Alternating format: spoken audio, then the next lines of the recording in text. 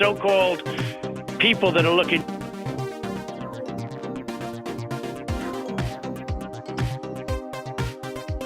I had to beat off.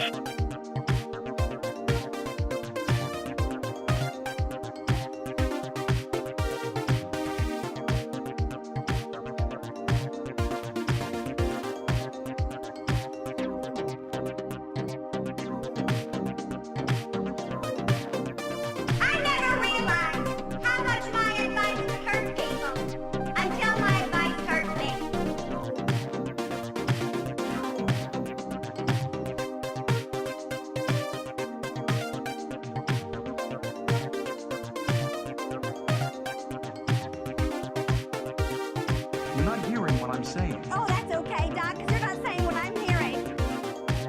That was really cool, by the way. That was really cool, by the way. I had to beat off. Am I getting through to you? I had to beat off. Isn't it wonderful to allow protesting? I had to beat off. They're not allowed to be offensive, unfortunately. Michigan gave us Motan. I had to beat off. Michigan gave us Motan.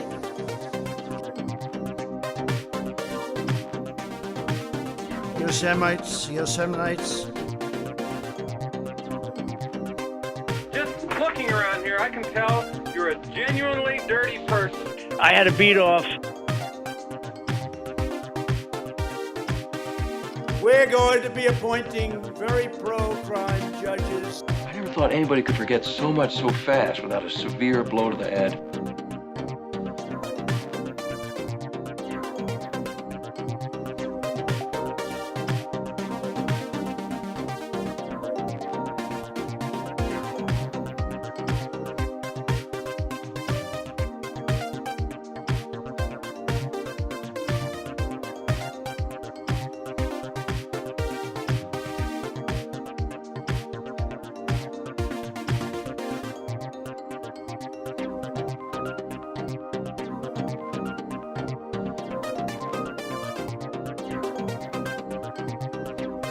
I had to beat off. They're not allowed to be offensive, unfortunately.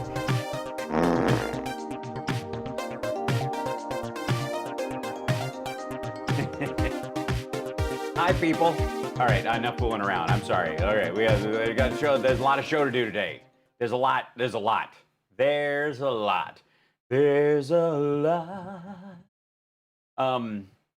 Hi, folks. Welcome. How are you? Glad you could be with us today. There is a rally. I will warn everybody that we're basically going to see this, a lot of the same stuff. So what my goal today is, and you guys can help me, I'm going to try to not feel the need to immediately push back on all of the obvious ones. We'll just blaze past the repetitive, goobery lies that he keeps telling, and kind of focus on anything that's new ones. Hal, where did you get those fart sounds? I went through a fart soundboard, and I downloaded all the ones that it would allow me to download, which included that one, this one, which is gross, that one, which is straight out of the clumps. I even named it Clump Fart. That one, which is really, a solid one. So those are the ones those are my ones in rotation. If you hear any that sound different from that, I've either called up an entirely different page or Trump has actually farted himself. These are the only two versions of reality. Yeah, so there may be some new stuff in that they think they dropped an October surprise with this Hunter Biden BS through the New York Post, which is hilarious. And Don Jr. is ironically the one put in charge of pushing it, which is kind of the sad and ironic and stupid part of all of it. For those of you that haven't been following, apparently they're trying to redo of the Anthony Weiner laptop story by saying that 3 laptops were dropped off at a Delaware electronics store for repairs. The guy has no record of who dropped them off. But he noticed they had a Beau Biden Foundation sticker on the outside, so he decided to make a copy of the hard drive and contact the FBI. Or did the FBI contact him? Or did the FBI ask him from the Baltimore office to break into the hard drive and tell him what was on it? He can't be quite sure about the sequence of events. But oh, thanks, babe. He doesn't know. There's a lot of jumbled stuff there. Not the least of which, I mean, there's obviously a lot to unpack in this. Why Hunter Biden drops off 3 laptops and never comes back to get them is a curious thing. Apparently, they're full of incriminating evidence. And by full of, they mean tens of thousands of emails, of which, in combing through all of them, they found one where Hunter got an email from somebody that worked at Burisma saying, "I look forward to meeting your dad." That, like, oh, man. Anyways, so I think all of us, had the 2016 election never happened and this was all brand new, perhaps there'd be a lot more suckers out there willing to, take this worm that's all hook and chomp down on it, but nobody is. And it's very, very upsetting for all of them. So, and again, this is their October surprise. I have no doubt that they were planning on releasing this. I also think they were planning on releasing it later in the month, closer to the election. But the Barr story turned out to be a turd yesterday, which, if you're not familiar, was them looking into the unmasking storyline. This is, by the way, we all know, because you guys join me here every day, we all know that that Trump goes on, we caught him cold. That's what he's talking about. They were spied on my campaign and we caught him cold. What he's talking about is the unmasking story. That they unmasked Michael Flynn, and in doing so, they caught him cold doing this. This is, I mean, we've heard this so many goddamn times. Well, that's what he's relating to. So I'm going to see if, let me see this. Let's see. I'll just, I'll do a quick search on here. Barr unmasking. And so this is the Washington Post version of the story. And many of you, I don't know if you've seen this or not, but this is, thanks for subscribing, folks. I appreciate it. I got to get better at selling the show. I'm too busy just giving you guys intel and info. So, unmasking probe commissioned by Barr concludes without charges or any public report. Now, if there was even something marginally unethical in this, or something that just, even though it wasn't illegal, showed a complete disregard for norms or any baseline, I'll give you this. If there was anything short of okay, how do I phrase this?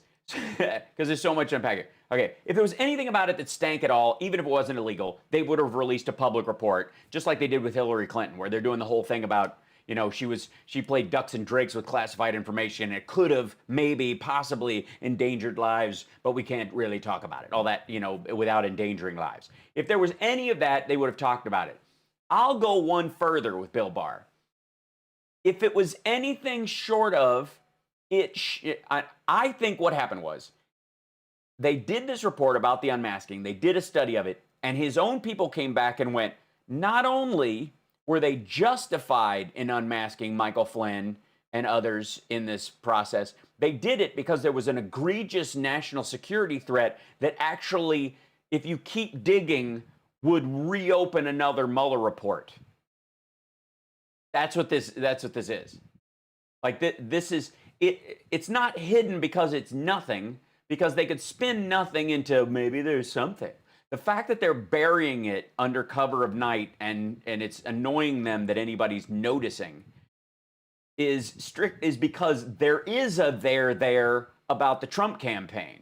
It makes Flynn look more guilty.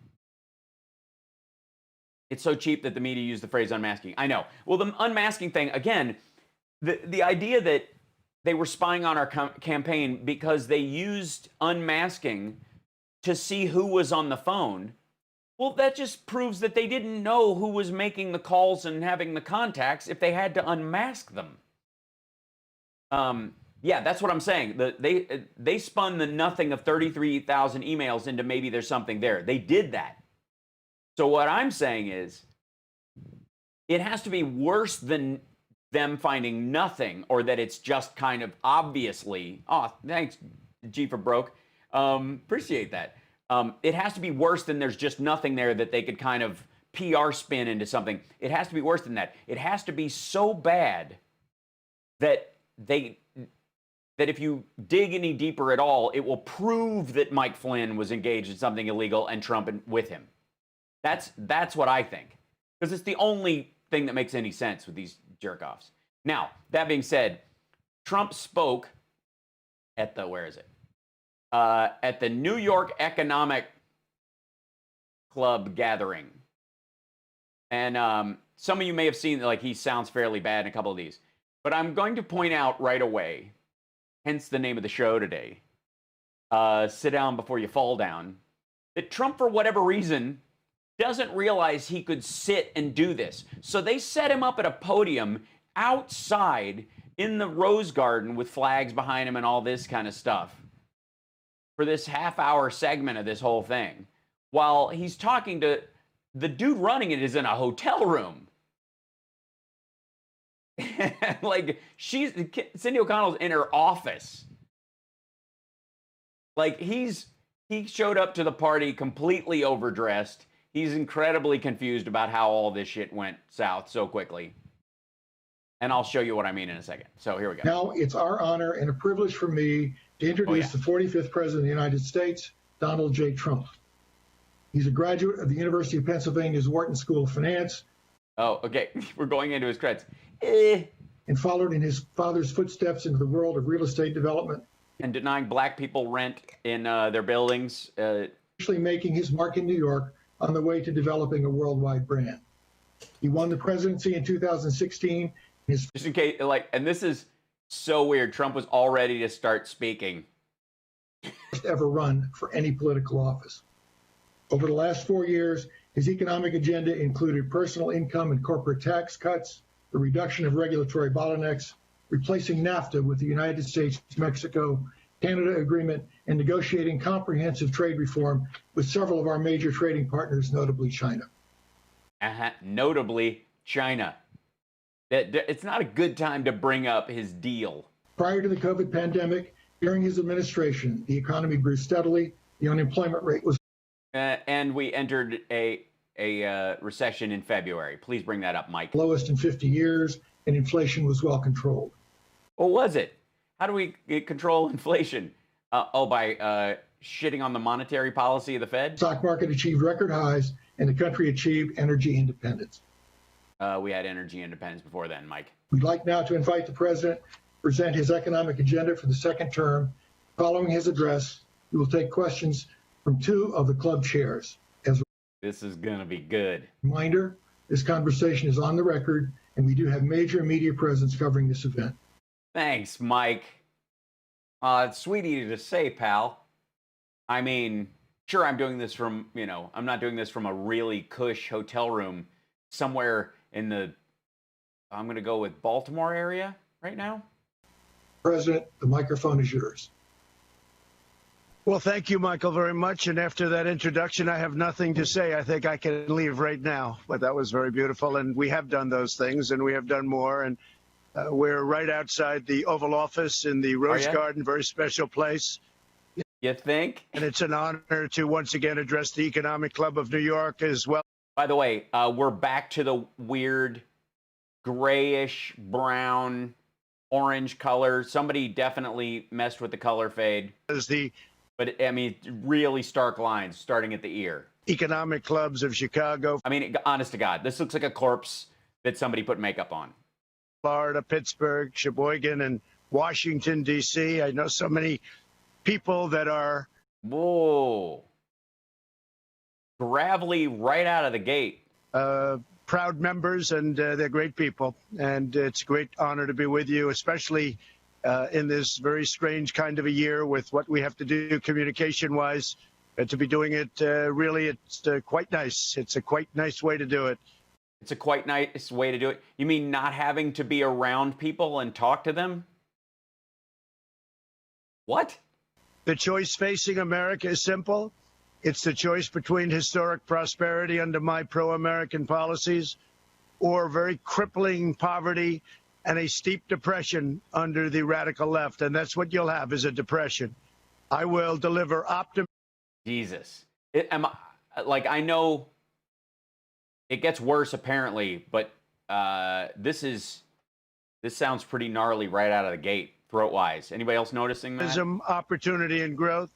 They will deliver pessimism, stagnation, decline, and very high taxes. Simply put, it's a choice between... Simply put. All right. ...in a socialist nightmare and... What the shit was that? Hold on. What happened? Simply put, it's a choice... Hold on. Don't you do that? Hold on. I got to... Well, thank you, Michael, very much. And after that introduction, I have jump ahead of me. Hold on. Nothing to say. I think I can leave. We're right outside the Oval Office in the Rose Garden, very special place. And it's an honor. There was a jump in it, and I want to make sure it wasn't a tech glitch, like the way he lurches. To once again address the Economic Club of New York, as well as the economic clubs of Chicago, Florida, Pittsburgh, Sheboygan, and Washington, D.C. Sheboygan. See, I know so many people that are proud members, and they're great people, and it's a great honor. He knows some people that are proud members, and they're great people. These people, I don't know if you've heard of these people, but they're apparently people that he knows that are proud people. Be with you, especially in this very strange kind of a year with what we have to do communication-wise. To be doing it, really, it's quite nice. It's a quite nice way to do it. The choice facing America is simple. It's a quite nice way to be doing it. It's the choice between historic prosperity under my pro-American policies or very crippling poverty sadness, and a steep depression under the radical left. And that's what you'll have, is a depression. I will deliver optimism, opportunity, and growth. They will deliver pessimism, stagnation, decline, and very high taxes. Simply put, it's a choice between a socialist nightmare and a socialist nightmare, like he's squeezing it out. The American dream. Not good. Under my leadership, we will have a safe and effective vaccine before the end of the year. Yeah, it sounds great. We'll swiftly defeat the China virus, end the pandemic, bring back our critical supply chains, and lift our economy to unprecedented new heights. If the left gains power, they will shut down the economy, close our schools, delay the vaccine, prolong the pandemic, and impose the most extreme policies in the history of our country. Let's review the record. Let's do it. When I joined you in person last year, our nation was enjoying the greatest economy in history. There was nothing like it. This was a stark contrast. Yeah, you'd only had to have the Fed lower interest rates 3 times in 1 year. As to the prior administration, which delivered the weakest recovery since the Great Depression. Because it was the biggest downturn since the Great Depression. It was weak and it was sad. Weak and sad. In my first 3 years, real income. By the way, that's letting you guys know that Donald Trump has seen his poll numbers. He's very sad. And he feels very weak right now. Just saying. For the typical family increased $6,000, more than 5 times the gains during the entire previous administration. Think of that. 5 times the gains. Yeah, using the baseline during the Bush administration before the crash. Income for Black Americans grew 9 times more under my leadership than during the 8 years before I took office. Yeah, because they were recovering from a recession. Their policies punish American workers. My policies promote American workers. At the end, promote American workers, teaching their foreign replacements how to do their job before the factories moved to Mexico. Of the last administration, the Congressional Budget Office projected fewer than 2 million jobs would be created in 3 years. Well, we did a little bit better than that. We created 7 million, and actually it'll be close to 8 million jobs by the time the final numbers came in. We lifted. That's weird because you lost half of them already beyond the pandemic, and Jimmy Carter created 10 million. 6.6 million people out of poverty, achieving the largest poverty reduction in modern U.S. history. Oh, largest, like the largest loogie in American history. Christ, did you guys hear that? People out of poverty, achieving the largest poverty reduction in modern U.S. history. Poverty rates for African Americans and Hispanic Americans reached record lows. Inequality declined dramatically, a complete reversal of the Obama years. No, it's not a complete reversal. It was the absolute, like he's talking to the New York Economic Forum. These people know the numbers. You can't talk to these people like you talk to your rally goers. My policies have benefited those who need it the most. The bottom 50% of households saw an astonishing 40% increase in net. Oh, 40%. So if you have $100, you had $140. It's see how the percentage game is very misleading when people have a lot less? Let me guess. Billionaires only saw a 3% increase in their hundreds of millions of dollars. Worth. Wages rose the fastest for blue-collar workers, African American, Hispanic American, Asian American. Unemployment all reached their lowest levels ever recorded. The last administration sold out American workers like never before, and they sold them to donors, special interests, and... Yes, my show's live. This happened a few hours ago, and then the rally starts in a little bit. But I don't know that anybody caught this nonsense, so I wanted to go through it. And he sounds like shit. Don't forget, he's going to be gacked up for the rally. So he's not taking whatever stimulants he takes regularly right now. He can't afford to because a man his age can't do a double dose in the same day. He'll have a massive crash. So he's mitigating when he uses whatever he uses. And if you take a look, we have probably plenty of them watching right now, and I understand where you... Oh, this is the globalist thing? Hold on, we missed that while I was chit-chatting. Right now, and I understand where you're coming from, but... He said, a bunch of globalists, and I understand where you're coming from.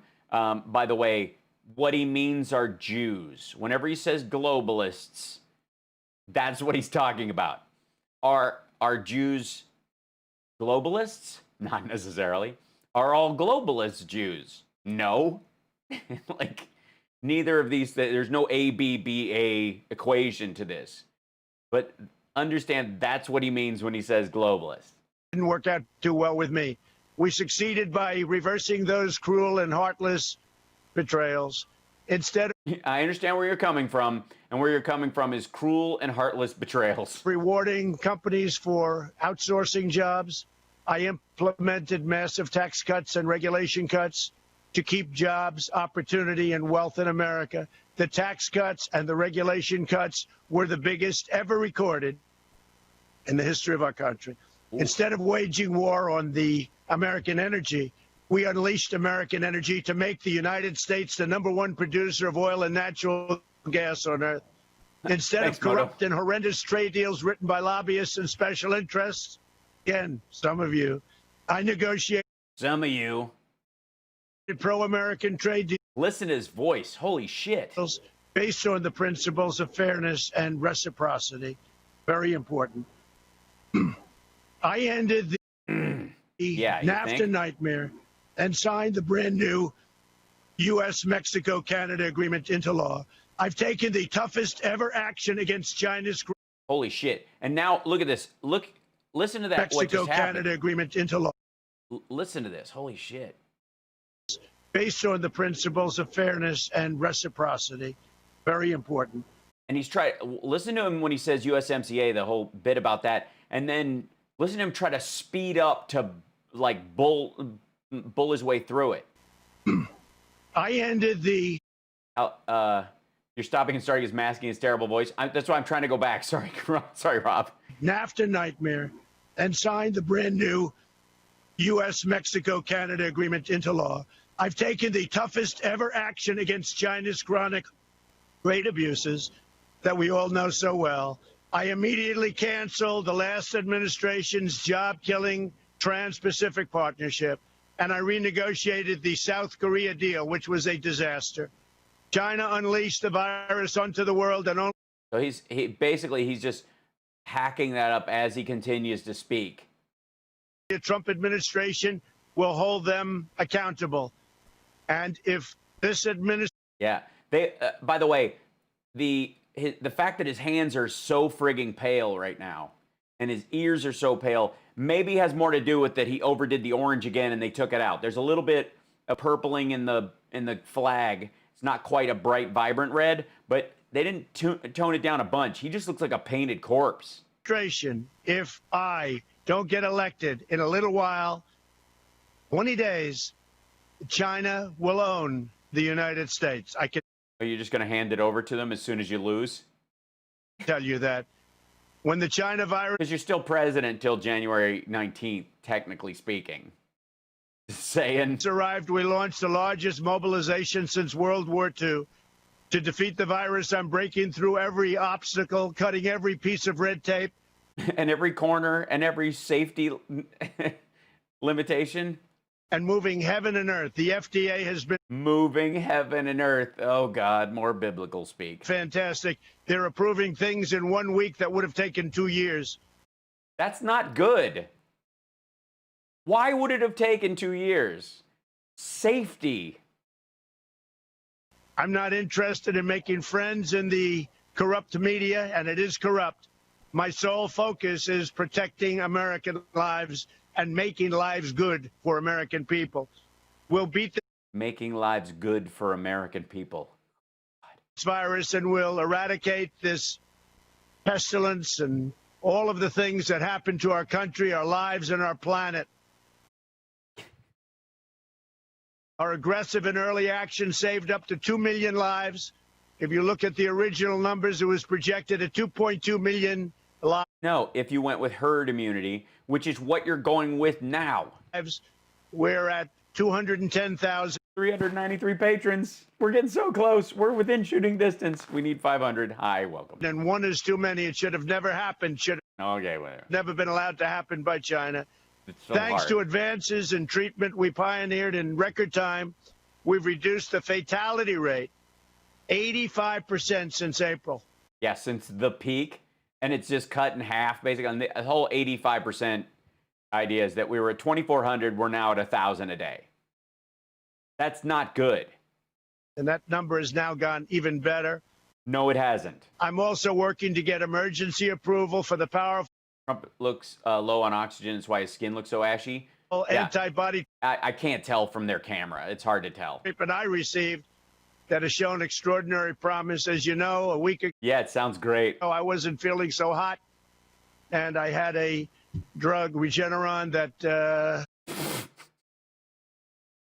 I had a drug, Regeneron. Not a drug. It's not technically a drug. It's a treatment. It's an antibody treatment, but it's not technically a drug. It's not the same thing as a drug.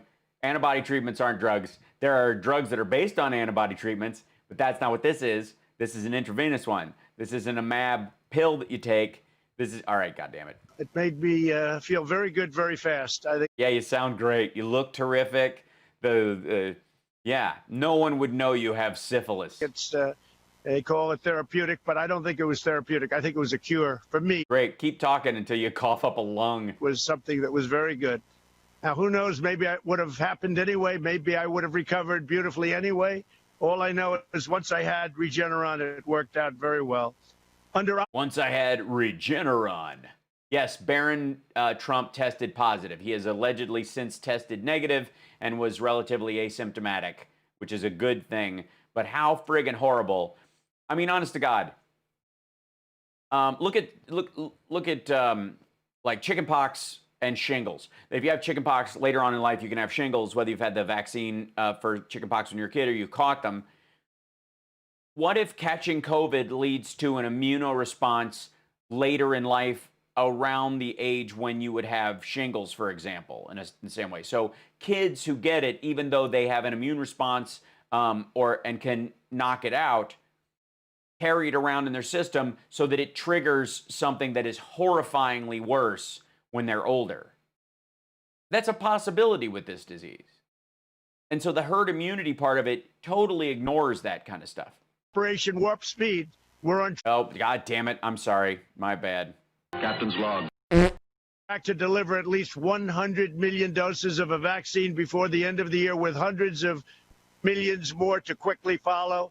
Our military will be delivering it. We have the best people on earth in our military, and we will deliver the drug. We will deliver the vaccine rapidly. Unfortunately, the media... Unfortunately, my followers won't take it. Constant efforts to stoke panic and hysteria and to probably change an election. That's what they really want to do. Have undermined our public health efforts and put innocent lives in danger. They will not have success in changing the election. They tried that 4 years ago. That didn't work out too well. Americans should be trusted with the facts, the data, and the truth. For the young and healthy, the risk is exceedingly low. Okay, again, this is exactly what I'm talking about. Hold on one second. So for the record, this is one of the intrinsic problems with this dude. Just let his own child get this disease, right? We know this. He's saying, you know, if kids get this, it's just no big deal. There's just nothing to it. You don't know that.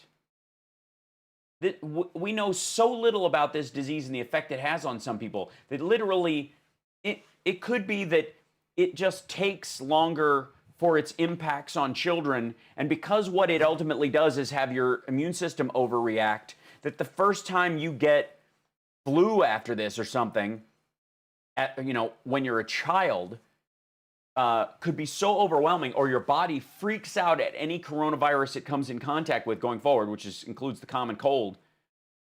It could kill you. We know so little about the long-term impacts of this, just like they know so little about the long-term impacts of the actual the vaccine itself and the treatments that he's talking about.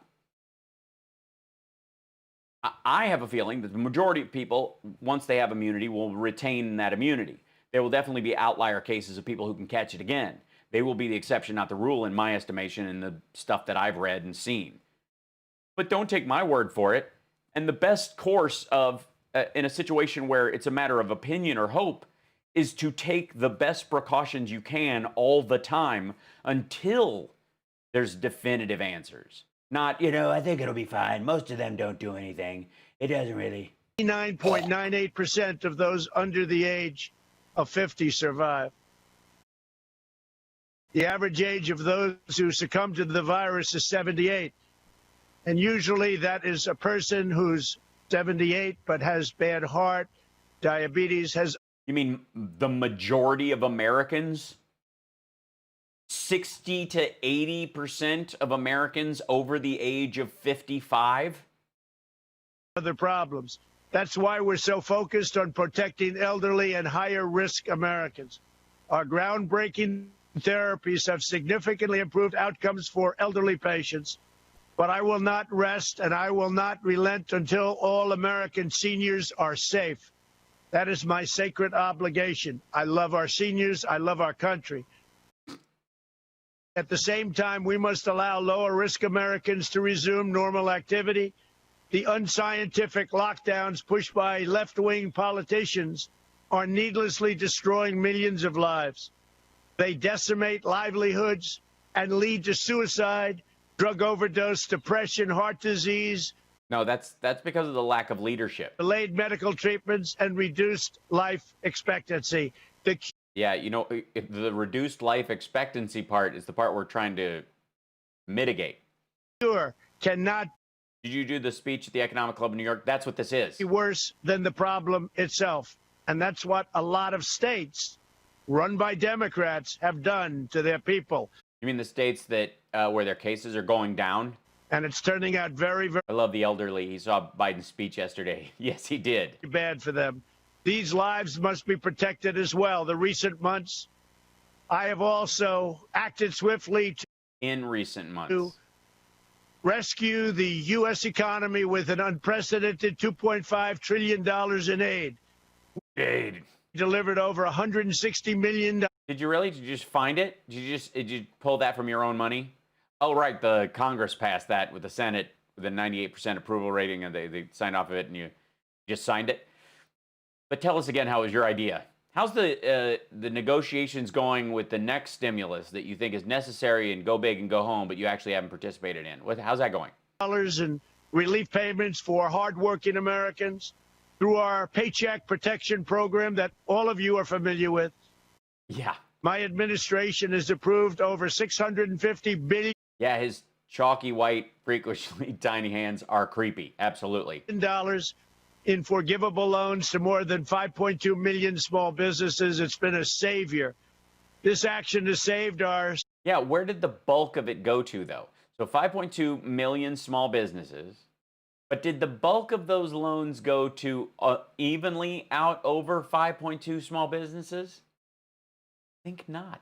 Supported 50 million jobs, and we think that number is going to be, when it's finally put down in actual fact, we think it's going to be even more than that. We increased... Why? Based on what? I love how he just goes, the number, whatever number they gave me, it's probably bigger because I'm president. It was probably, whatever number they gave during Obama was definitely lower or worse. Employment benefits by $600. When Democrats failed to extend this assistance, I provided up to $400 a month in continued relief. I froze student loan payments, stopped evictions, suspended payroll taxes, and delivered $500 billion to save major U.S. employers, including airlines. As a result of these decisive actions, the U.S. has been both the smallest economic contraction it has seen. Think of that. I'm thinking of it. I think it's because we dumped trillions of dollars on our economy and other countries didn't. All that we've done, and all the countries out there, some great and not so great. Which ones? Say some names. Seen the smallest economic contraction and the fastest recovery of any major Western country. I hope. That's because the other Western countries are not under the idea that they are currently in the recovery phase. They are still dealing with the economic downturn and impacts of this virus because it is ongoing. The only reason we've gone up, allegedly, is because we're behaving like it's over. And it's the stagger stop that's affecting everybody. People are taking note of that. And it's... Yes, it's a good sign that voting is breaking records all over the country. Not even close. We've created a record 11.4 million American jobs since May. That's another record. Under the previous administration... He just swallowed another goober. It took 30 months to recover more than half the jobs lost in the crisis. We surpassed that milestone in fewer than 5 months. Just a few months ago, most experts were projecting unemployment well over 10% through the end of 2020. Instead, we've already cut unemployment below 8%, something that it took the last administration over 3 years to do. Yeah, that's because this was a downturn caused by a disease. Theirs was a downturn caused by economic factors. Jobs have been recovering 23 times faster than the Obama recovery. Remember that. 23. Yeah, I remember. I know. Times faster. Yeah. What I also want you to understand is that you're comparing apples and turds. And I know these numbers must be true because they were given to me by the great Larry Kudlow, who's sitting on my left. Why, is he supposed to catch you if you fall down? Consumer spending is almost... Yeah, we got, those are, Mr. President, those are clearly the, those are gotta be the best numbers I can give you. You know, we're looking at, I mean, obviously there's some good news and there's some bad news in there mixed together, but together. Gin and tonic. It's 10% higher today than before the pandemic, and automobile production has recovered 100%. Home sales are at their highest reading since December.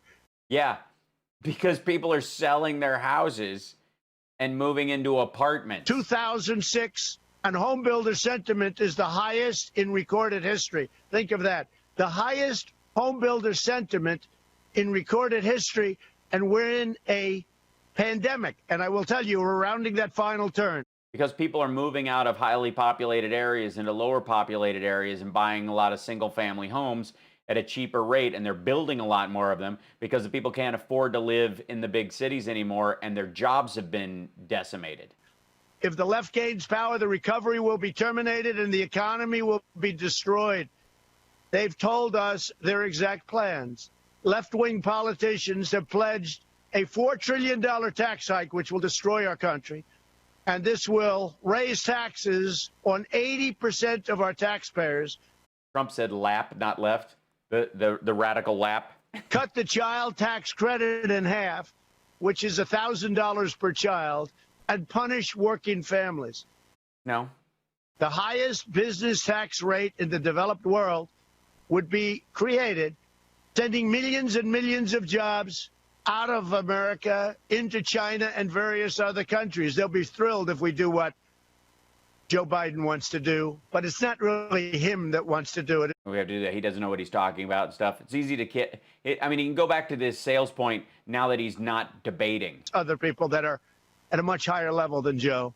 Re-entering the job-wrecking Paris Climate Accord, eliminating fossil fuels, shutting down fracking. All over the country, they want to shut down fracking. We are right now energy independent. They We were energy independent under Obama. want to close up, shut down fracking. And enacting the ridiculous Green New Deal, which will cost $100 trillion, which is more money than this country can make in 100 years if everything went perfectly. Democrat lawmakers sponsored legislation that would outlaw the private health insurance plans for 180 million Americans. No, that's Biden ran against that idea and actually won. You have these private plans that people love. They've negotiated, they've fought for, they went to different companies, all great companies. They have plans that they love, 180 million plans, 180 million people. There's a plan for every person. And you know what happens to them? What? It's over. It's over. Get away. The Democrat platform would suspend all immigration enforcement and give free health care and mass amnesty to illegal aliens. The problem is our country can't afford it. And as soon as you announce that, millions and millions of people, despite the wall, which is almost finished, and by the way, paid for by Mexico, despite all of these things that we've done, millions of people would flood into our country. How? The wall is, I thought the wall was awesome. Wouldn't that keep them out? This would obliterate Medicare and would totally demolish your Social Security.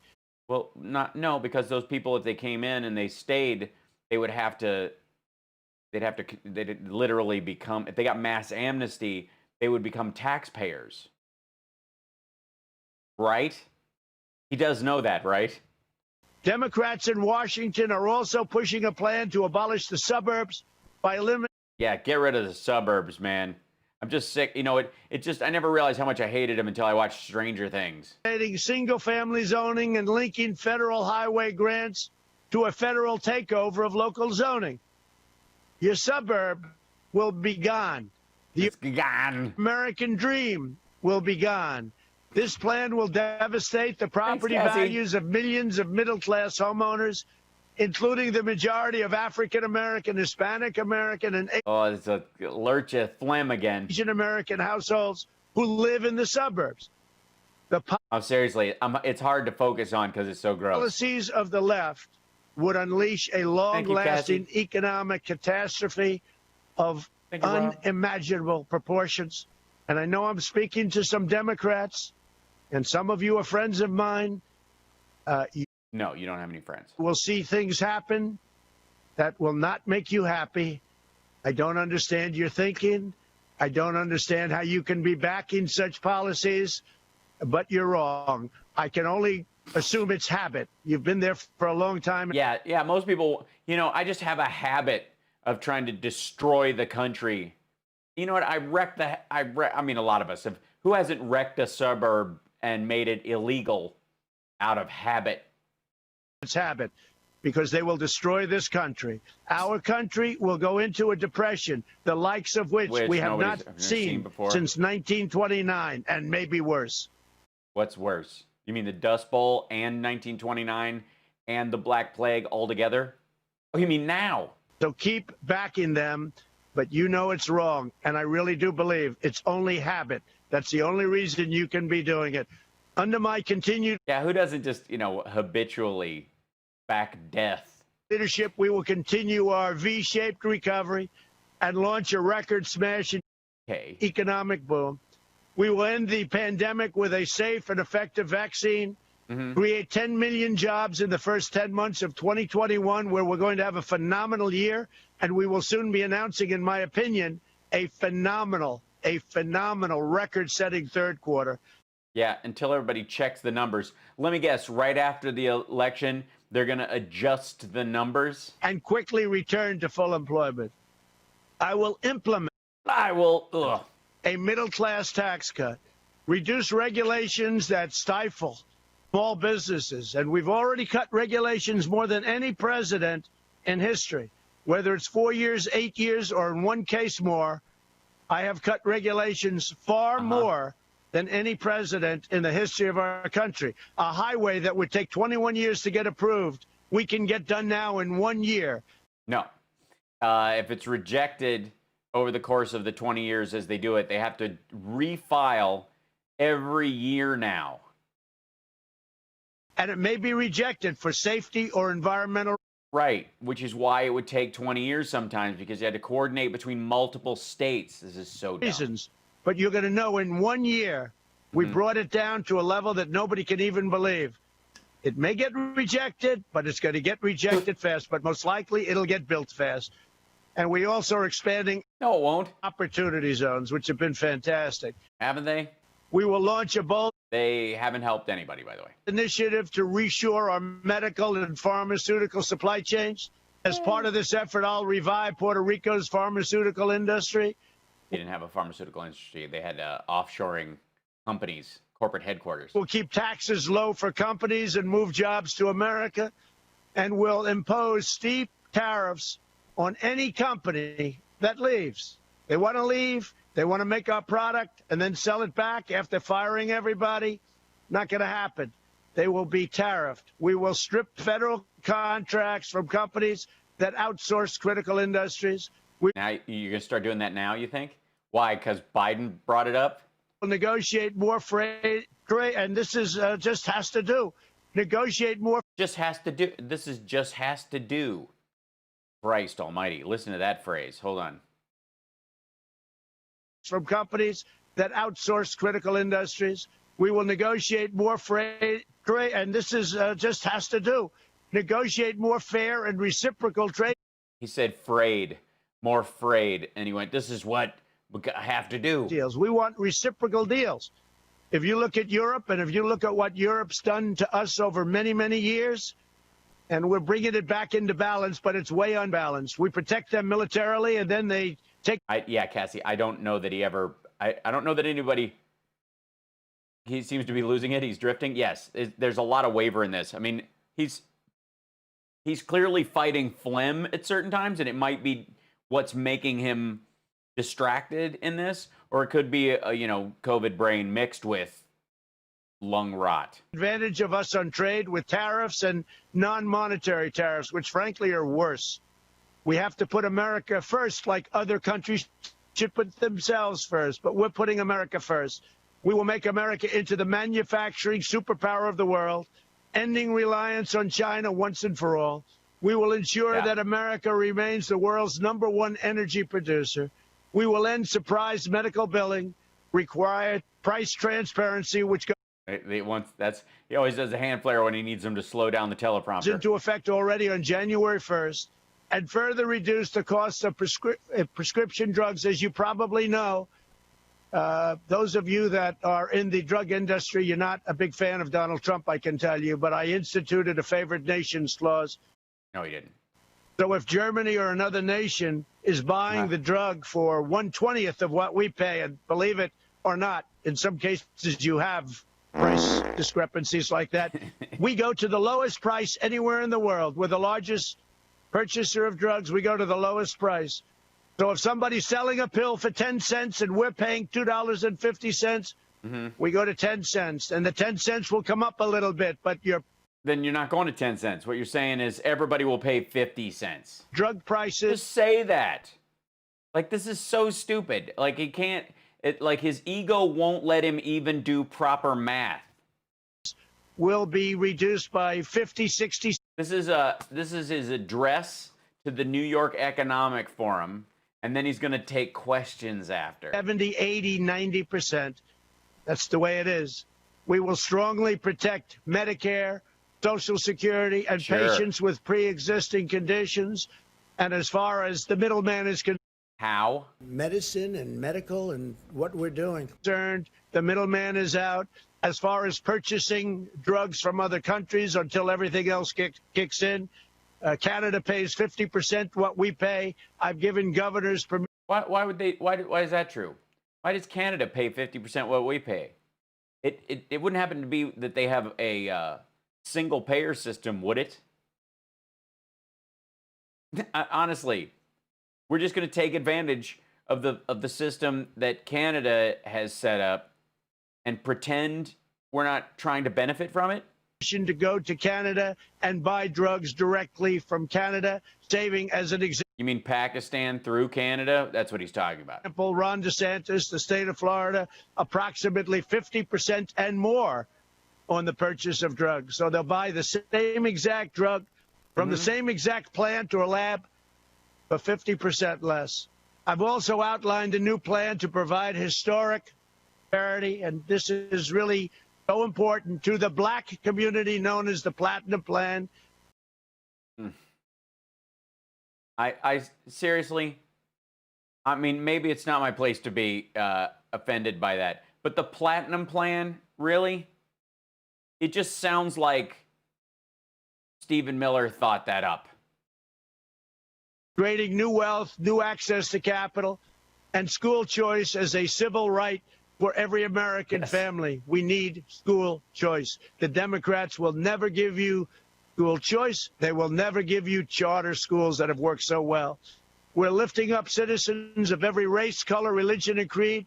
We're delivering a future of fairness, justice, and dignity for every community in our land. And we're defending our values, our principles, and our cherished way of life. And guided by our, we mean the Confederacy. These timeless convictions, we will make next year one of the single greatest years in the history of our country. It's an honor to be with you. I think I'll be with you next year again, but, you know, we'll have to see because, you know, if I don't win the election, you probably won't want me, and that's okay with me, too. I don't like talking to you guys. Too many Jews and Democrats. Like, that's basically what he's saying. Like, honest to God, he has hated going to this thing or dealing with them every year, apparently. And he likes doing it via video chat because it's full of Jews and Democrats. Oh, my God. But I think we're going to have a tremendous success. We're having lines of people, 30, 40, 50,000 people lining up to eat, lining up to see a speech. Yeah, how does that compare to food bread lines? With 1 day notice, and my opponent is getting 22 people. With yeah, because they're not having gatherings. That's not the point. Working very hard to get them. So I don't know. I mean, I think we're going to have a tremendous success. I hope so. But next year will be one of the greatest years in the history of our country. No. Next year, we're mopping up after the bull is pulled out of the china shop, and it's not going to be pretty. It's going to be a bitch. You're going to see growth like we haven't seen before, and it's an honor to be with you. God bless you all. I think we're going to take a few questions, please. Yeah, let's take some questions. Thank you, Mr. President. I will say this. You are certainly looking very fit. What are you talking about? Were you sleeping during that? And that's all to the good. You mean because he's standing? How do we know he doesn't have some sort of, like, stand that's holding him in place. We'll now enter the Q&A section, and our two very able questioners today are Cindy O'Connell, Chair of the Economic Club of Florida, and David Rubenstein, President of the Economic Club of Washington, D.C. See what I mean? Each will be asking two questions in alternating order. Chair O'Connell, you have the first question. Oh, why couldn't NBC air this tomorrow night instead? Thank you so much. And thank you, Mr. President. On behalf of the Economic Club of Florida and the Sunshine State, we are so honored to be with you today. Our question, how important is funding for infrastructure projects like airports, bridges, roads around the country to national security? And how would these figure into your next term? Okay, so airports, roads, bridges, highways, how important are they to national security? And how do they figure into your second term? It's been infrastructure week since 2017 around February, so let's hear the answer. I'm very excited. Thank you, Cindy in Florida. Oh, we're very big. We actually have a plan now, but we're going to make it much bigger. We're having a hard time getting things through the Democrats. We got the wall. You know, the wall is one of the biggest infrastructure plans ever. What? The wall is it's a massive, very... It's infrastructure. What are you talking infrastructure?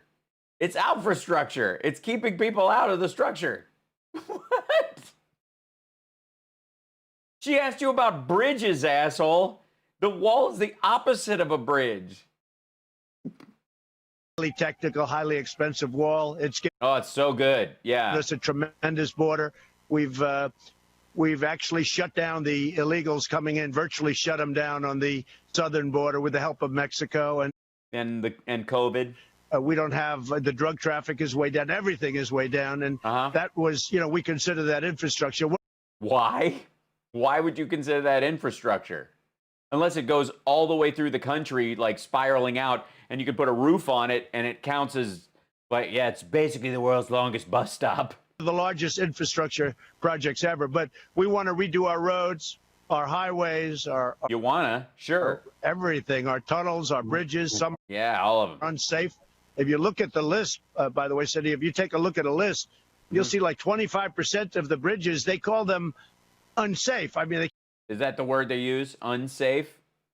Yeah, we know. You've been in office for almost 4 years. Can't be so unsafe. How would they let them open? But they're I mean, you could drive on them, right? How unsafe can they be? Very bad condition. So we're going to be redoing our tunnels, our bridges. It's going to be an absolute priority. Could have happened last year, but the Democrats didn't want to do it because they really want to make things look good. They want to make things look bad.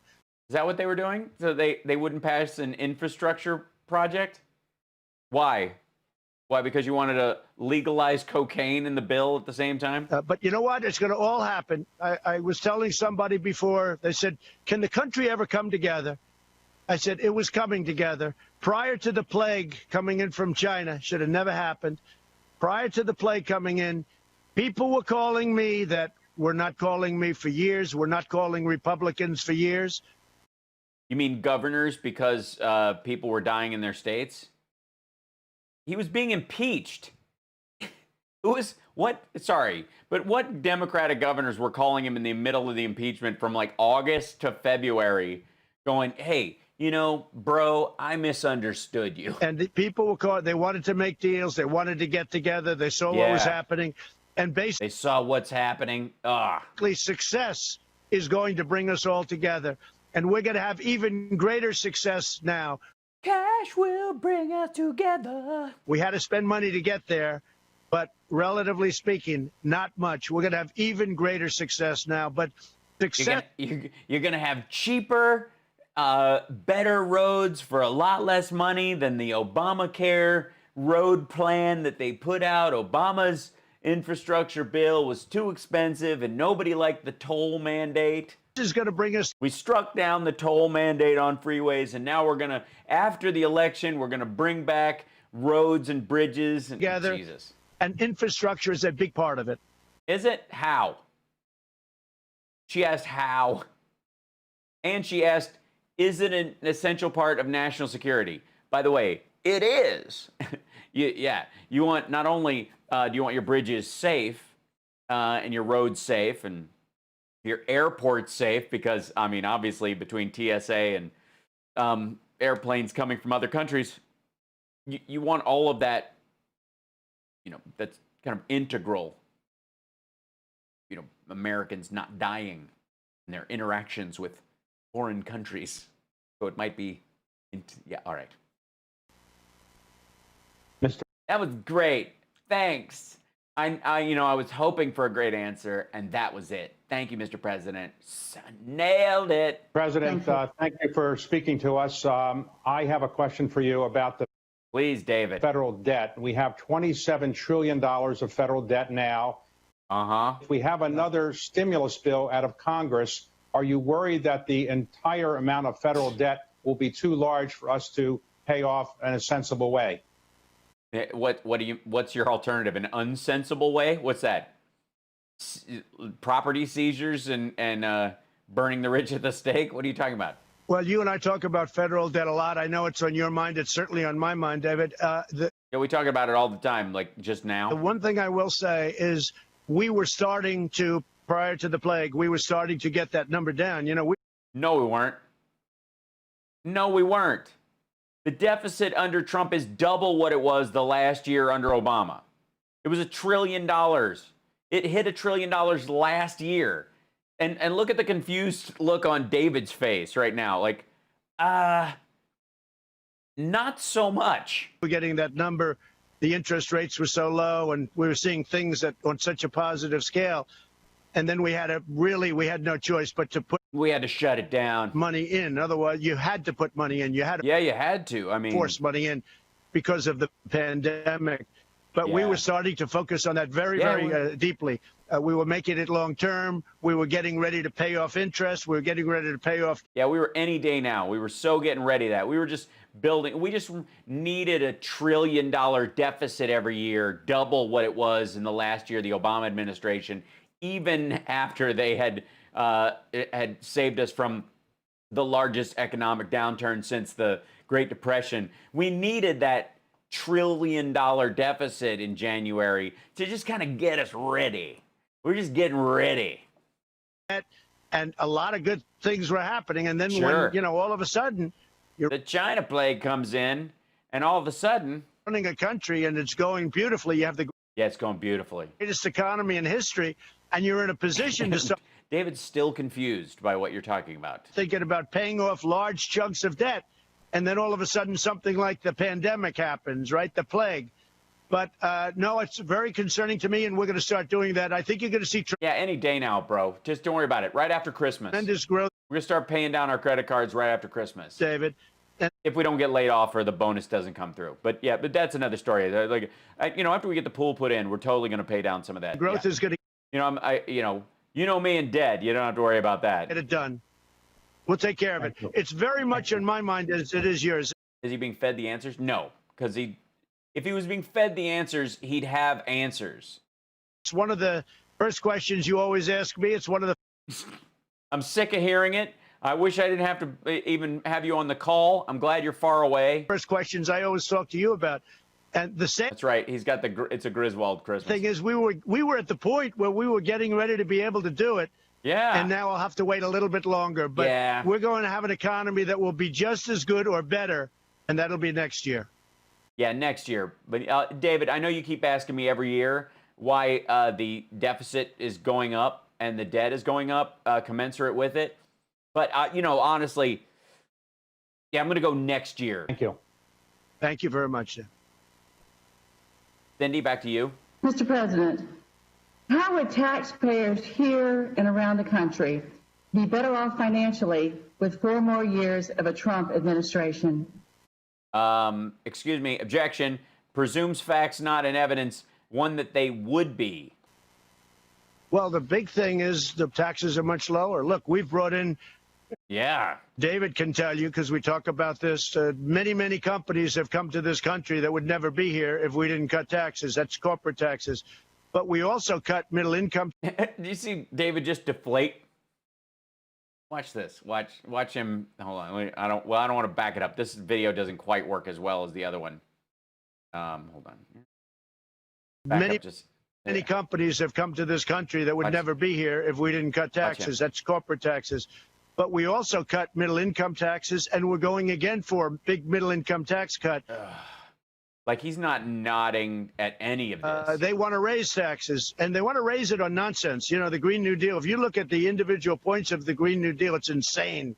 It's just absolutely ridiculous. Let's take down buildings and build buildings with smaller windows because they're environmentally more efficient.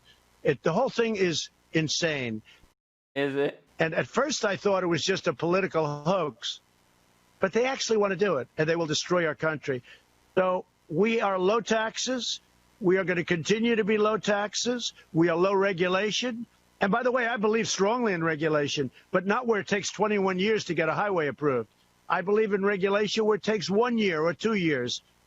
But or it's rejected, which would mean it would still take 20 years to make the same highway. You just have to reapply. And that's what we have it down. So you're going to have low taxes.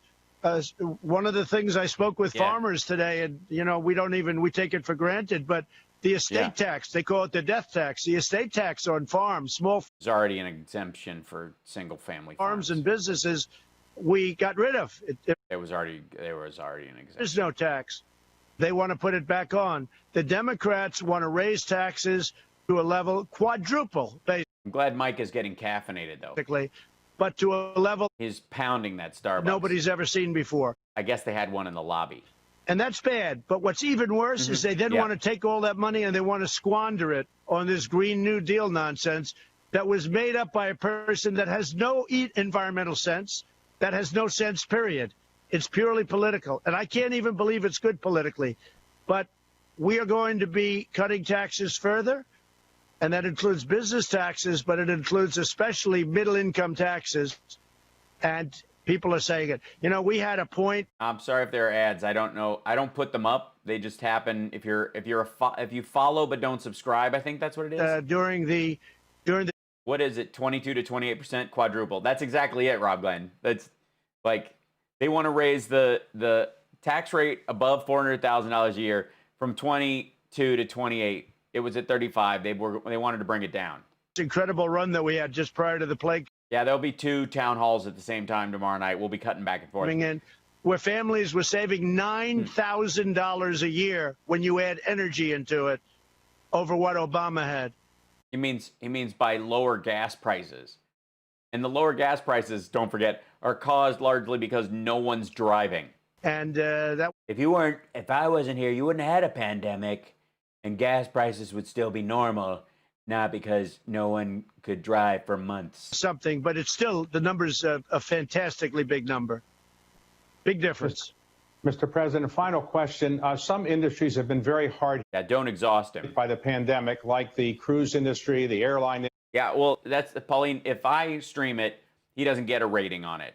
That's the thing. So if you want to, what I would suggest is have Biden on your television and then watch me stream the Trump thing, and he won't get any points for it. That's a good way to do it. Industry, the hotel industry, the restaurant industry. When do you think those industries will be able to recover and be back to where they were? They should be already, but the stupid Democrat governors are before the pandemic. Right. Yeah, it's one of the toughest questions because, you know, that this was a vicious pandemic, a vicious disease, especially if you're of a certain age, et cetera, et cetera.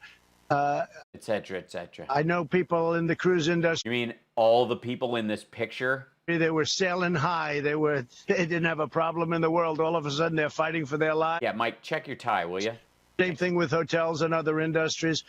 We are trying to help them. It's going to happen. I think the vaccine's going to be a big factor. I also think it's rounding the turn with or without. It's just rounding the turn. Yeah, Cindy likes that idea. She follows Q on 4chan, so. It will get back. We are trying to help, and we're trying to get some stimulus money, which I think is very important for certain industries, certainly the airline business. You know, people aren't exactly hopping into airplanes to travel. And then you go to Europe and you have to quarantine for 2 weeks. Who's going to do that? Yeah, who wants to be in Europe for 2 weeks in a nice little flat? Is there anybody in the world that's going to do that? So we're working with other countries. It's all going to come back. This thing is going away, and it's all going to come back. But in the meantime, I'd like to see the Democrats loosen up a little bit. You know, all they want to do is bail out their badly run cities and states. They want bailout money. They don't care about the worker. See if they don't, if they open up, they'll have more cases, they'll have more businesses shut down because of it, they'll have all the ancillary effects of the disease. If you give them support money, arguably they'll have the means and wherewithal to deal with the spread and make sure that businesses can open safely. It's sort of a, yeah. Don't care about the people. They want bailout money. They want trillions of dollars of bailout money so they can bail out New York, California, all these states that frankly need more help than that. That's why we're going to do very well. What? This election in those places. They need more help than that. But, David, I can tell you that those industries, they were great industries, and right now they're suffering, but they'll be back. And I think it'll be much sooner rather than later. I want to thank David also because I'm looking at the Washington Monument and the Lincoln Memorial. I'm standing here and I'm saying I always think of David now. I think of David sometimes more than George Washington when I look at the Washington Monument because he really did a fantastic job. He saved it. He made it great. And I promise nobody's taking it down, David, okay? That I can tell you. Nobody's getting close to it. Thank you. Thank you. Thank you, David. Thank you, everybody. Thank you so much for giving us a great overview. And Cindy and David, thanks to you as well. Your time. Great quality stream, guys. Thank you very much. It's a great honor. Thank you. Well, I'm pleased to announce that was the buy, and then David. We've got a lot of great speakers coming up here, and am I still on? Give you a few names. In David, the next David, don't take your mic. A few weeks. Cindy's sticking around. We've got General H.R. McMaster that. Yeah, he's not going to want to be on at the same time. We'll address the Economic Club in New York. In fact, that is this afternoon. Super exciting. Okay, hold on. Now, let's go back to rally and then let's see. That's I got it. There's always, you know.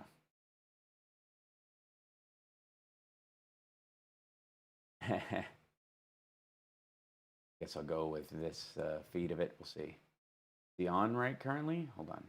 Find out. That's the tough part. Oh, he's just arriving. Really? Macho Man? Really? The plane's there. We'll see if he's about to if he coughs up a lung tonight. Not watching this. Okay.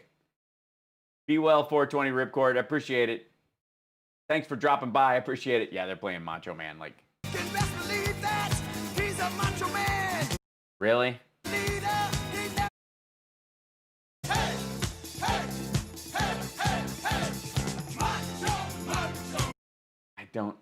I don't know why he thinks this is a win. Here's the thing. It's a credit to the Village People. Think about this. Obviously these are gay anthems. Obviously the band is a gay dance party band. They have been since their inception. It was like people who thought Liberace was straight or didn't understand why Paul Lynde never had a girlfriend knew the Village People were gay. Like, you just knew. Like, if my grandmother was like, that Liberace, he just needs to find the right lady. But when the Village People came on, like, these are the gayest men I've ever seen in my life. Like you'd have to be. Yes, YouTube. Sorry, spoiler alert. But there's no way that these folks don't know. But it is a tribute to the to the Village People themselves that you can play those songs almost anywhere, and your response is really to dance. I gotta say, you know what I mean? It's kind of a big deal. The door's opening. Here comes the flight attendant. Oh, they missed the door. Guys, other way, to the other right, to the other right, other right, wrong. No, that's the left, other right. There you go. There you go. And okay, try to that way. There you go. Get in. Just there you, and holding. Don't hit the. Okay, there. Up. Don't hit. Yeah, thanks. Good job. Don't dent Air Force One, please. It just got a new, oddly 60s paint job. Which I thought, remember the whole thing about painting Air Force One and all that stuff, and that it looked like crap and it was going to be the new one? And that the new paint job was going to be all like MAGA colors, essentially, like super red, white, and blue. And then they ended up, I guess this was some of Melania's input, that they basically just took the color scheme of Jacqueline Kennedy and did that. Aw, thanks, Sarah. New patrons, thank you. Patreons assemble. Bless your wonderful hearts. Okay. Yeah, we don't want Biden flying around in a hoop tie plane, right? I think they'll, I think it's go back to the other paint job. They won't spend any money on that. The Bidens will get in there, take the plane the color it is. Don't worry about it. That'd be a second term thing after they fixed all it, like patched all the holes in the drywall that these people put. Airport workers for Biden. No. The problem with airport workers for Biden doing this is that they would, by their nature, do everything right and not want to harm or embarrass the president because they're decent people. Yeah, Biden would be out there painting him. He and Jill would be doing it over the weekend with the grandkids. Got to go pack. Well, safe travels, Tracy. Wait, here we're getting into this. What are they playing now? I think you're headed for a breakdown. Gloria? Really? Honest to God. It's like the gayest playlist ever. I mean, did Eric pick these songs when he came out of the closet a couple of weeks ago? I mean, is this their outreach? It's kind of amazing. Gloria? Really? I honestly, I mean, here's the thing. I don't doubt these are songs Trump is like kind of mentally stuck on from the early 80s and the late 70s. Yeah, so hold on. I got to stop that other economic forum thing. I'm curious if Trump will have any throat clearing issues on this. Like I said, I think they gack him up for these things. But, last night he talked for a long time. There's a very strong chance. Tommy Lee says if Trump wins, he's leaving. Yeah, right on. Well, we'll all start Rockistan. The United States of Rock. I mean, honestly, let's start our own country. Let's move up to Canada, make some slight modifications, and mild, mostly cosmetic, and start Rockistan. Stand up for rock in Rockistan. I don't know. We'll figure it out. Got to be we'll get a Night Ranger to write the national anthem. It'll work. This is good stuff. Wait a minute, what? Did they play it again? What happened? Oh, no, they didn't jump back. What happened?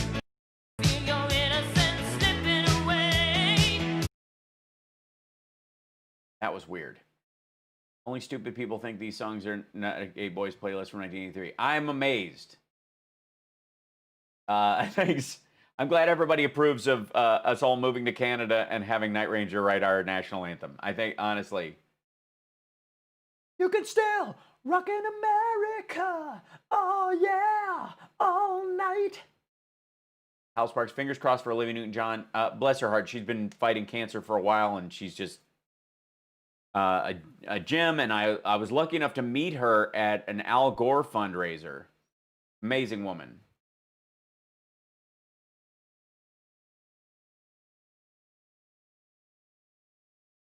The 10-inch single, right? We'll buy an island. We'll start our own pineapple farm. Oh, God. Jesus Christ, it's just on and on, this thing. I mean, it's a good song. Glory is a solid song, I'm just saying. Yeah, It's Raining Men will be the next song. You're right. Everything on this is from Jiminy Glick's playlist. Make sure you guys get video of him walking down the stairs. Because you want to be the ones that catch it when he falls.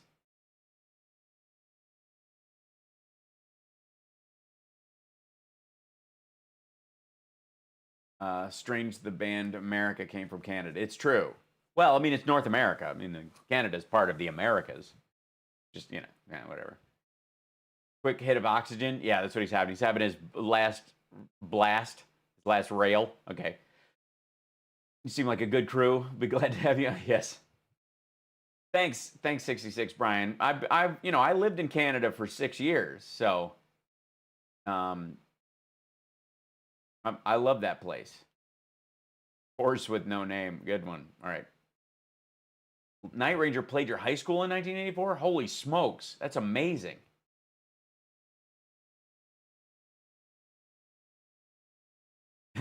Jesus Land in the United States of Canada. That'll be the division.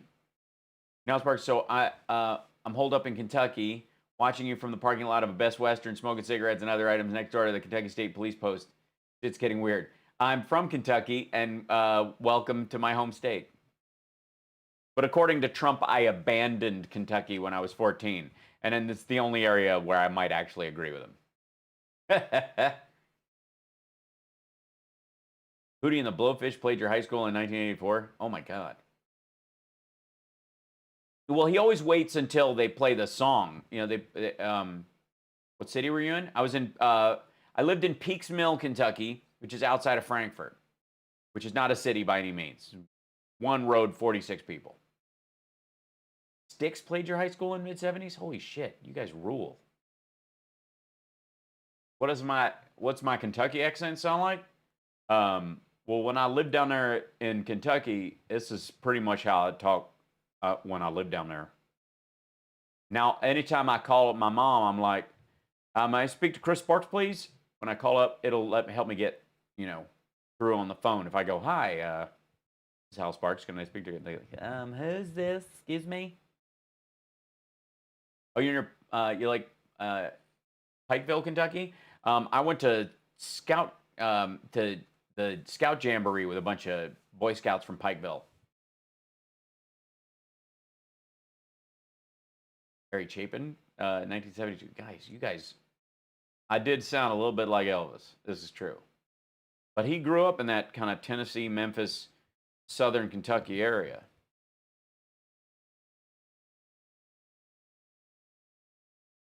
Yeah. How far did you get? I was a Star Scout, and then I moved. Otherwise, I would have gone to Eagle Scout. And I would have qualified. I did get the Arrow of Light for saving a life, though. I mean, I saved 7, but they only gave me the Arrow of Light once. I did feel slightly gypped. In my estimation, the Boy Scouts owe me another 6.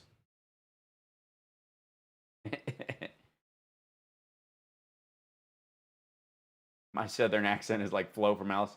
Mel, kiss my grits. I love that she was in, the actress who played Flo from Alice was in All the President's Men. She's the, hi. Oh, look at this. Sushi coming in? Holy smokes. When did this happen? Look at this. That, and whoops. Chopsticks and everything. Thanks, babe. Yeah. Food. She knows it's going to be a long night after when we got 2 things. I end up, you know, starving down here. Yeah. Thanks, babe. Oh, yes. And oh, yeah. So Summer tweeted me the link for the fly.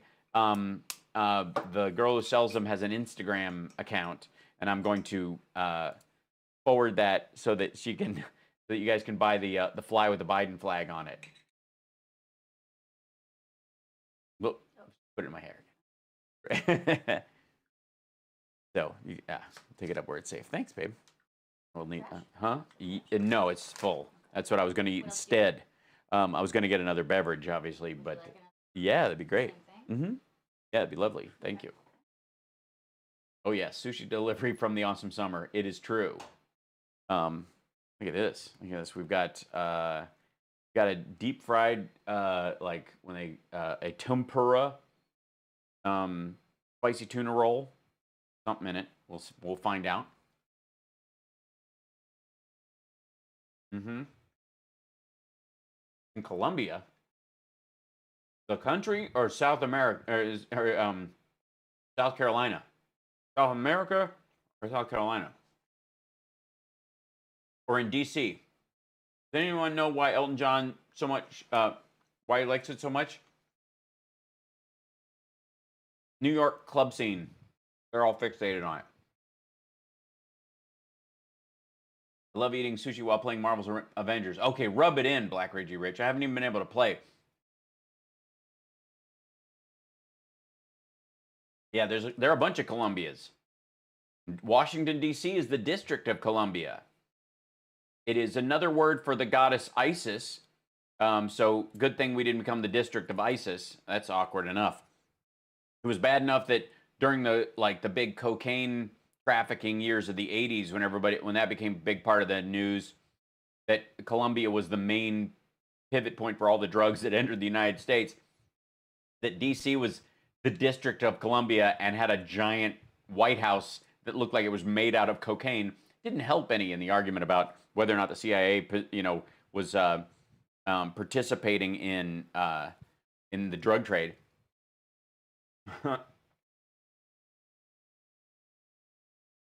Kentucky Bluegrass fan now? Yeah. Thank you, my love. Yes, I'm if you guys haven't, I mean, I grew up, my dad's a bluegrass musician. And he's an architect for a living, but he's played bluegrass all his life. And we're friends with Vince Gill and Newgrass Revival and J.D. Crowe in the New South. A lot of like old-timey classical bluegrass bands and the like. So we grew up with that. And it's why I love bluegrass, and I cannot stand modern country. And I've been listening to a bunch of it so that I can spoof it for an upcoming endeavor that I can't really talk about. But listening to modern country, it all sounds to me like Nickelback on a banjo. And I don't mind Nickelback when it's played on a distorted guitar. But, with a hip-hop beat, even worse. Oh, yeah, we know Bela Fleck. I've known Bela Fleck since I was a kid.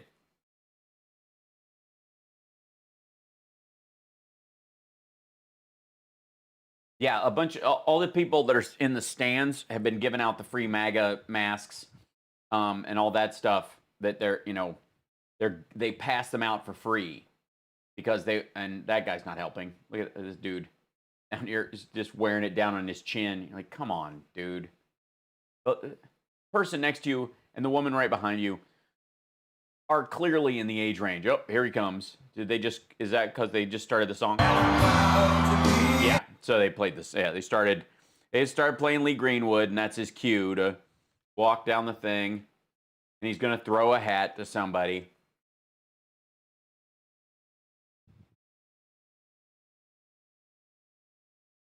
Oh my God.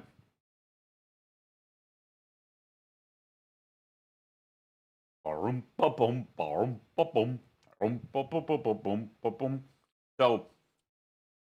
I don't doubt that he felt great after they oxygenated his blood and hydrated him and gave him a bunch of vitamin shots and all the IV stuff that they were doing just to make him feel better. But he was on steroids at the same time. Sierra Hull. I don't know that I know her. So I'm curious. Like, he looks pretty orange right now. Like, that's a fresh coat of paint tonight. But it's curious to me, if he's going to start coming down off of this stuff.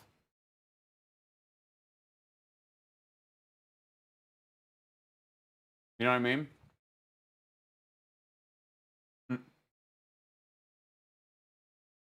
He's got one hat.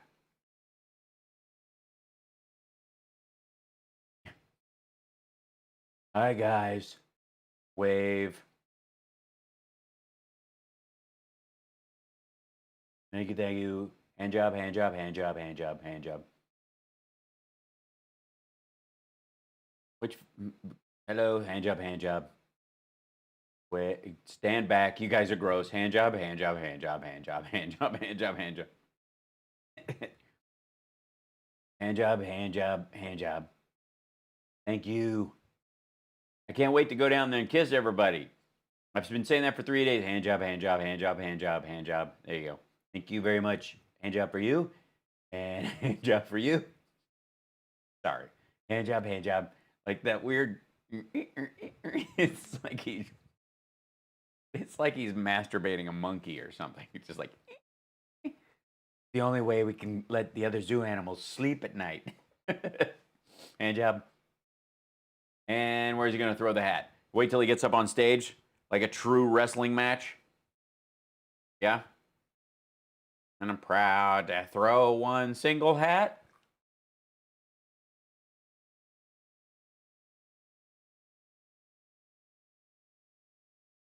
Mm-hmm.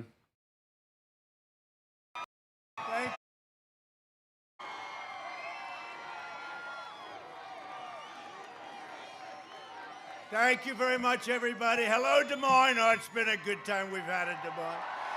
You just landed. It's been a great time we've had in Des Moines. Since my feet hit the asphalt and I walked up here, it's been bitching.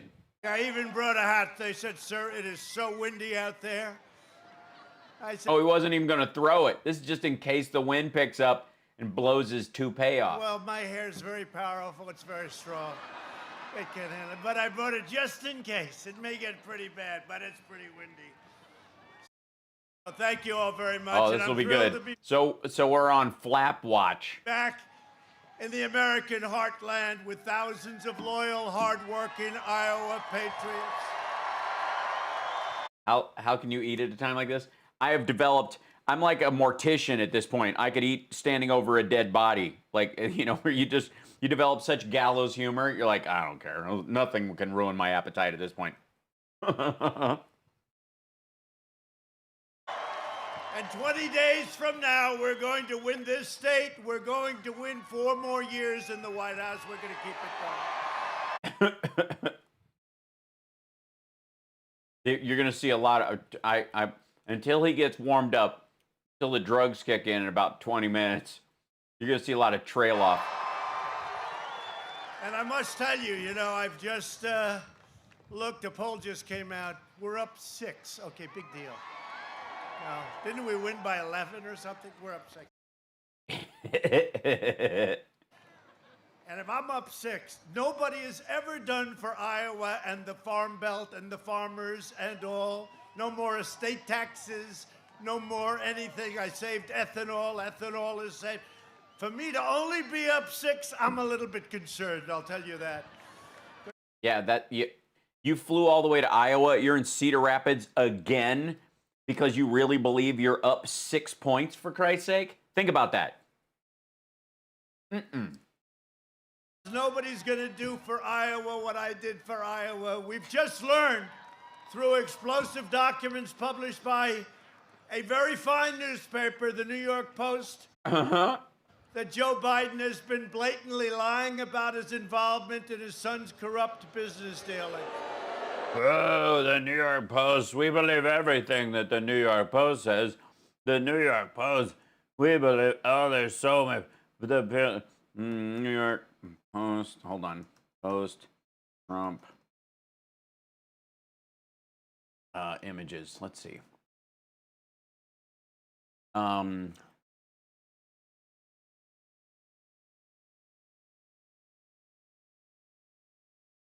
Let's see. What's a good one that works?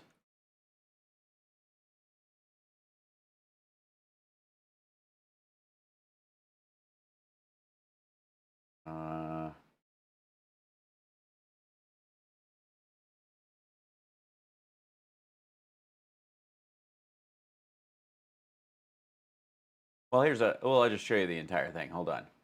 This is New York Post. If you just want to kind of look at the history of the New York Post. Teflon Don, President Trump, Nancy Pelosi, It's Your Funeral, Darth Bader. Lady and the Trump, him and Palin together. The Post endorses Trump, went for the election in 2016. Burn Belts Hill, split cover. Jail to the Chief. Don Not Out, election special. New York is in play. Donald breaks a date, the old-fashioned New York. Mueller report. Trump clean, it says. She's cuckoo. Get it? That's good. Right.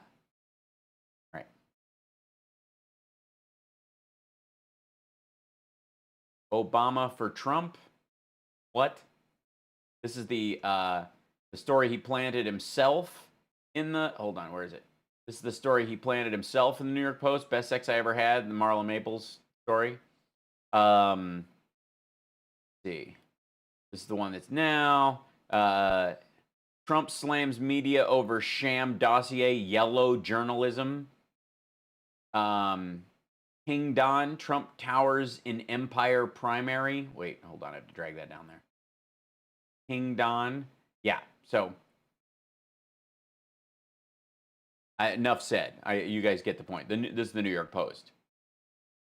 And this is a big smoking gun.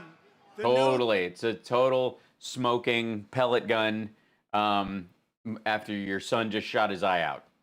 Uncovered emails reveal that a top executive from the highly questionable Ukrainian company, it's an energy company, which paid Hunter at least $50,000 a month, but it's now looking like it could be $183,000 a month. That's a lot of money.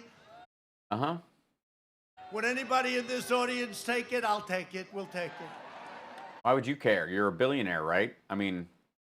Despite the fact that he had absolutely no experience, knew nothing about energy, wrote... You don't know anything about architecture. ...to Hunter, arranging for a meeting to meet with Vice President Joe Biden. I've been saying this for a long time with that No, you haven't. family. The same Ukrainian energy executive even sent Hunter an email saying, quote, "We urgently need your advice on how you could use your influence."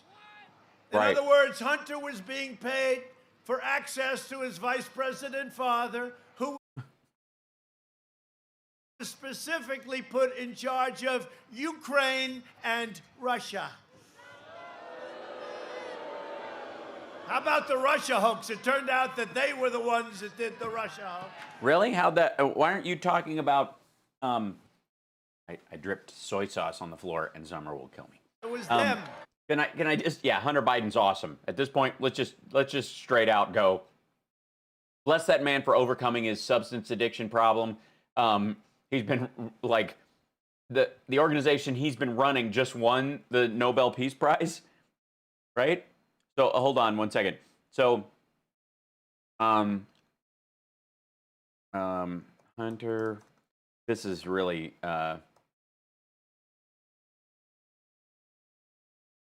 hello.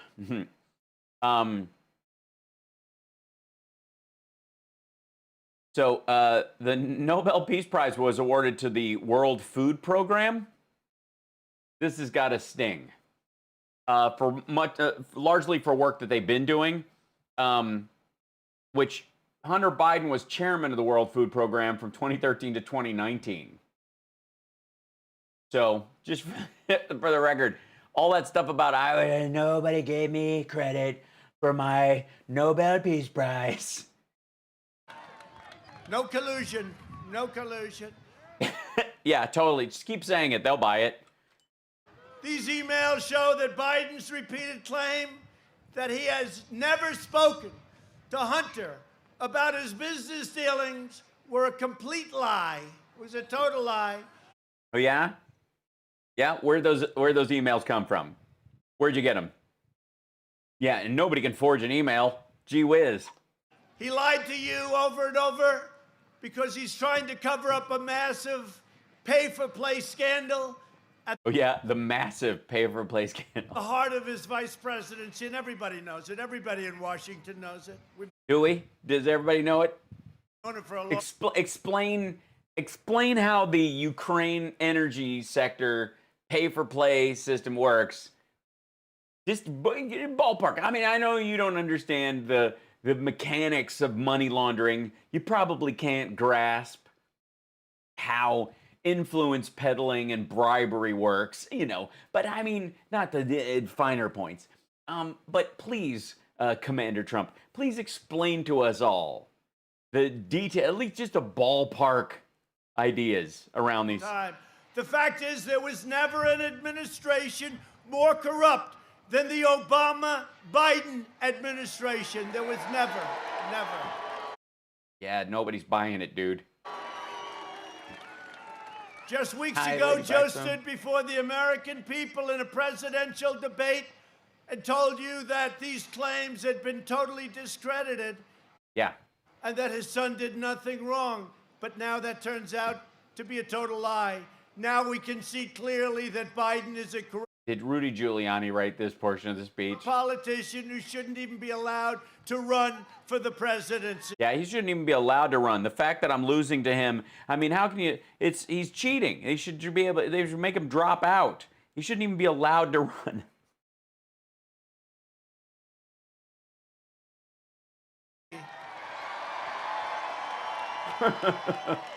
I was pressing Joe Biden to tell the truth because the corrupt lamestream media right back there all Lamestream media. All right. Yep. We're looking at the male Sarah Palin. those cameras right back there.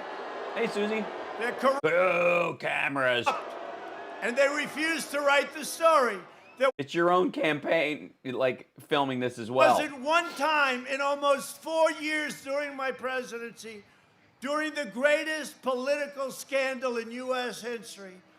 U.S. history is the worst of a doo-ba-doo. What? See, during the greatest political scandal in U.S. history. U.S. history. Wasn't that a ship? That was the the U.S. history, didn't it? Wasn't that one of the Confederate ships that burned down? Oh God! Presidency, during the greatest political scandal in U.S. history. I'm sorry. This speech was not written by Rudy Giuliani. It was written by Larry Kudlow after 9 gin fizzes. Witch hunt, a horrible, horrible, disgusting witch hunt that should never, ever happen to another presidency again, and people should pay for the crimes they committed. I mean, it's probably a bad time to bring it up. I mean, is it too early? Should we do this? All right. Which turned out to be a total illegal hoax that false and libelous stories every day. False and libelous stories. Oh, false and libelous. Gee whiz. If they're false and libelous, if I was you, I'd sue and win, because if you can prove libel, and boy, it's not like you'd be tortured by what was this? Sorry, what was the real story today? What was the situation? Please tell me again. And they knew they were false, too. They knew they were false. They were never taken down by Twitter or Facebook or the mainstream media. Never once. No, they were never taken down the way the New York Post story was taken down today. Oh, the horror. With Biden today, they take negative posts down almost before they even go up. They're trying to protect him. They take negative posts down before? Or do you mean they take the New York Post down? Jesus Christ. I mean, it's an overlap people could screw with naturally. You know, the New York Post and posts online and those kind of things. And they took the New York Post post down. Like, I could see how you'd screw that up. But, I mean, what are we watching? What are we watching? Oh, we're watching the best words again. Almost before they even go up. They're trying to protect.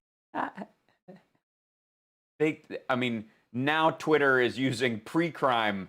They've got this Minority Report computer that they can take down posts that you're just thinking about putting up.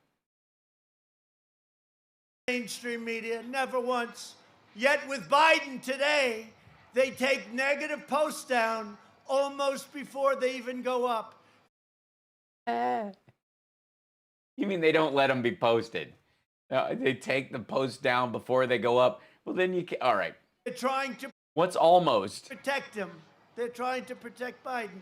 They take him down. And I was just getting off that magnificent plane behind us. Air Uh-huh. Tell us the story. Force One.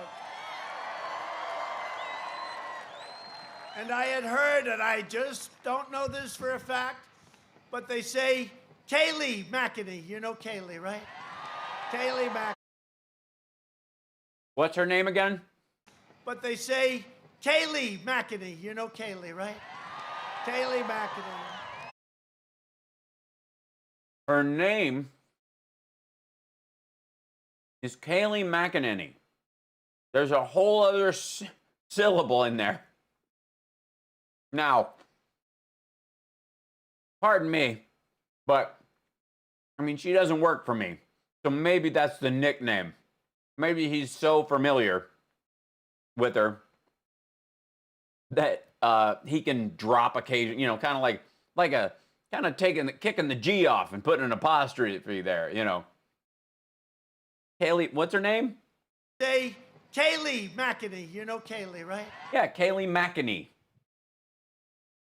Of the O'Macanys. The shit are you talking about? Kayleigh McEnany. Was kicked off Twitter for posting lies? Kayleigh, she's so great. She's Yeah, what's her name again? incredible. Which Kayleigh we talking about? The one that works for you? Or this elusive Kayleigh McEnany no one can seem to find? They closed down her account. She's the White House press secretary because she's reporting the truth. They Oh yeah, is that why? closed down her account. So let's see what's going to happen.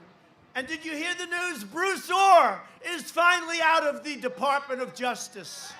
Bruce Orr. Him and his wonderful wife, Molly. She wrote all this stuff, and then he goes and he works at the Department of Justice, and he took it. Didn't he bring it to the FBI? The wife writes it. She gets paid a lot of money. Bruce Orr is finally out of the Department of Justice. That's good. Is that a trade-off? So we get Kayleigh McEnany has been kicked off Twitter. I don't know if she's a blue check. I don't think she's famous enough. Kayleigh McEnany, or the press secretary's, the actual press sec account. Couple of years Maybe. too late, that's all. He should be not only in the Department of Justice outbox, he should be someplace else, okay? The outbox? You mean he shouldn't only be out of the Department of Justice, he should be in the justice system? Seriously. If I didn't hate this asshole so much, I could be one of his best writers. Of course, I would have quit a long time ago because he can't deliver lines worth of shit, and he always steps on the good ones. 8 months after his alleged meeting with the Burmese executives. The Burmese. I don't know if you're familiar. Burmese is an Ukrainian company that Kayleigh McEnany lives in a house with her. Bruce Orbacher. Jesus Christ. Burmese? Dude, how long have you been wailing about this bullshit? You can't get these words out. After his alleged meeting with the Burmese executives. So this Burmese, they say, pronounce it Burmese. No, they don't. No one says that. No one says that. Holy shit. Honestly. Like there's a, Grandpa's having a brain fart moment. The Burmese executives. So this Burmese, they say, pronounce it Burmese. A real beautiful company. You mean Burisma? Burisma, I guess, would be the Burisma. Would be, I guess, the Ukrainian pronunciation of it. What the shit did we just watch? Exactly 8 months after his alleged meeting with the Burmese executives. So this Burmese, they say, pronounce it Burmese. A real beautiful company. Vice President Joe Biden went to Jesus Christ. Can't pronounce, like, first of all, like, this is definitely a brain fart. This is back to the origins kind of crossover. But, like, Kayleigh McEnany, he mispronounces her name. Then I don't know what the shit that was. We're in for a ride, folks. Ukraine and threatened to withhold $1 billion in aid. Yeah, we know. It was public knowledge. This is not, there's no secret tape. If they did not fire the prosecutor that was investigating his son and the company that his son worked for. That's Which company would that be? Burmesia?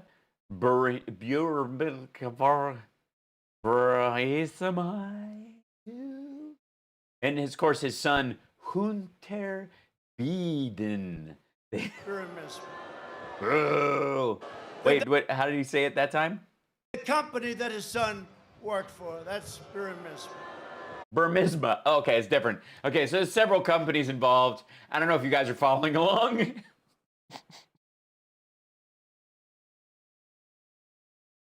Come on.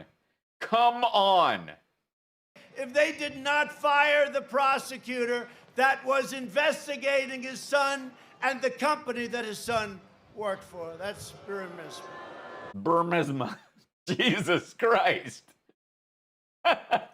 How is the Secret Service not, like, just tackling him right now and cutting his mic? Burmisma. Wait, okay. I need to see that whole chunk again. Yeah. With the Burmese executives. So these Burmesia, they say, pronounce it Burmesia. A real beautiful company. Vice President Joe Biden went to Ukraine and threatened to withhold $1 billion in aid if they did not fire the prosecutor that was investigating his son and the company that his son worked for. That's Burmisma. Burmisma. Jesus Christ. That was a run. That was 5 different pronunciations, none of them right. It was Bar Mitzvah. The company that he worked for, Bar Mitzvah, was, he worked there for 14 years, and then he quit after they let everybody dress up. Farbissina, Frau Farbissina. Apparently he worked for Burma, the Burmese, Prisma. The documents also show that oh boy. Before one of Joe's trips to Ukraine, Hunter emailed his business partner saying his lucrative contract should begin now. Think of that. Should begin now. Right now, it's got to begin. I'm great. Okay. The whole thing is so incredible. Here's a guy. Look, let's just put it in simple language. Okay, back up. So he emailed his partner about when his contract should start in a business that he was engaged in. What's the name of the company again? He emailed his old partner about his desire, even though he was raised Catholic, to be bar mitzvahed in Burma in the middle of the Bermuda Triangle. In now. Think of that. Yeah, so honestly, he misses, this is what he loses his spot in this, and he's not aware of the details of this. They put this in there so he could hammer this home, because this is supposed to be, and oh my God, we're watching, this eggs so badly. One of Joe's trips to Ukraine, Hunter emailed his business partner saying his lucrative contract should begin now. Think of that. Should begin now. Right now, it's got to begin.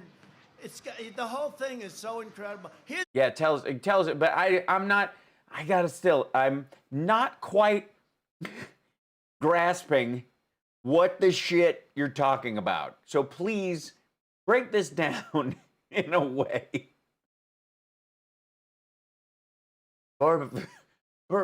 Burfisma is okay.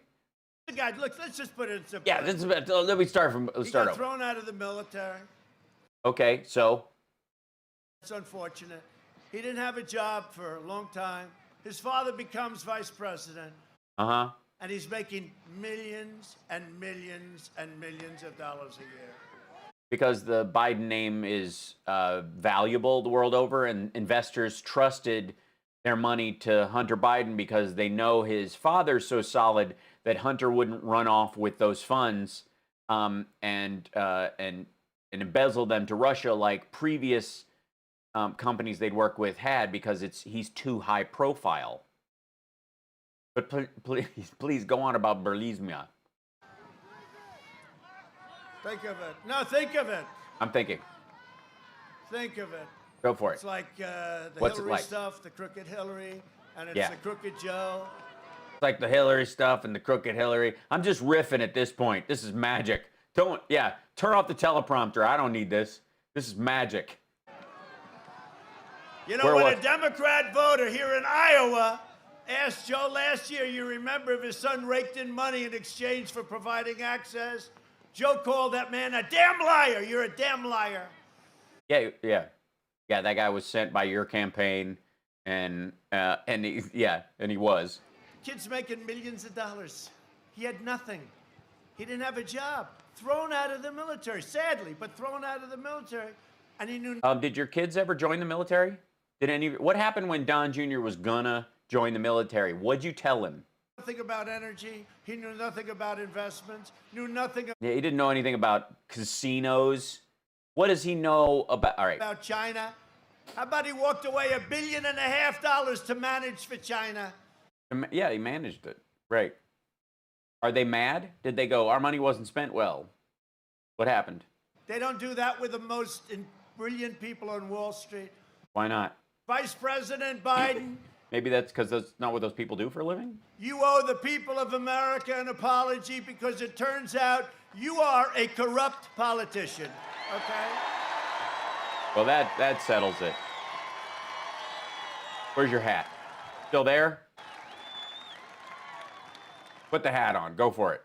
Joe Biden must immediately release all emails, meetings, phone calls, transcripts, and records related to his involvement in his family's business dealings, influence paddlings around the world. Influence paddlings. Influence paddlings. Family's business dealings, influence paddlings around. Ooh, naughty. Who's got influence? You do. Who's got influence? You got the influence. Come on. The world, including China and including Russia. Hunter raked in a fortune from China, while Joe Biden was giving China all of our jobs. They came, you know where they came from? Iowa. And plenty of other places, but they came. Oh my God. Iowa. You know where they came from. You know where they came from? Iowa. And plenty of other places, but they came from Iowa. Plenty of other places, mainly swing states. Am I right? Release your taxes. Was giving them, they were taking our jobs, they were taking our factories, they were taking everything, they were taking our wealth. Yeah, you're starting to lose the crowd right now. The Burisma mispronunciation is really, I gotta say, they were a little shocked. They know that they're standing there watching some stupid shit happening, and now you need to yell Crooked Hillary or something and give them something to yell 4 more years about so that they can have 2016 flashbacks. And I gave you $28 billion. Say thank you very much, President Xi. It came right out of China. And because of that, everybody's happy in Iowa. Are they? Hope you remember that on November 3rd. Hope you remember. Nobody else would have done it. Okay. Well, Jesus Christ. What a gripe fest.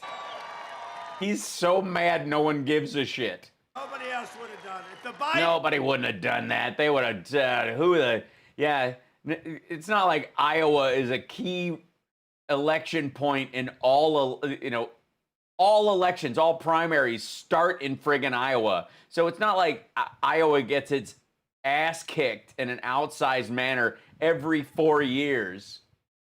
Nobody would have done it. Iowa and other places. Family treated the vice presidency as a for-profit corporation.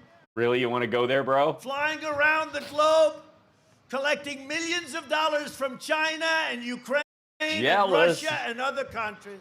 Jealous again. In fact, the wife of the mayor of Moscow. Oh boy, she got some good loving from Hunter. Gave Hunter Biden a check for $3.5 million in cash, while his father gave away the store to Russia, including Crimea. Remember Crimea? The Bidens got rich while America got robbed. By contrast, yeah, and I think we've seen Biden's taxes, so we know where their money is and where they made it. Where's your taxes? and this is so true and so Okay. easily true, and I'm so proud of it. So easily true. In so many ways. Uh-huh. I've given up billions of dollars to serve as your president. No, you haven't. And it's my greatest honor of a lifetime. It's so true. Well, that's not saying much, because all your awards you've gotten are fake, and your Times cover that's hanging in Mar-a-Lago is fake. Of course, this is the biggest reward of your lifetime. You think you liked any of the drawings your children gave you? Where'd my hat go? Guys, I need a... Did you see that? He lost his hat. He's looking for his hat. He can't find it. Watch this. Looked under there. Meh. There's a hat. Where's my...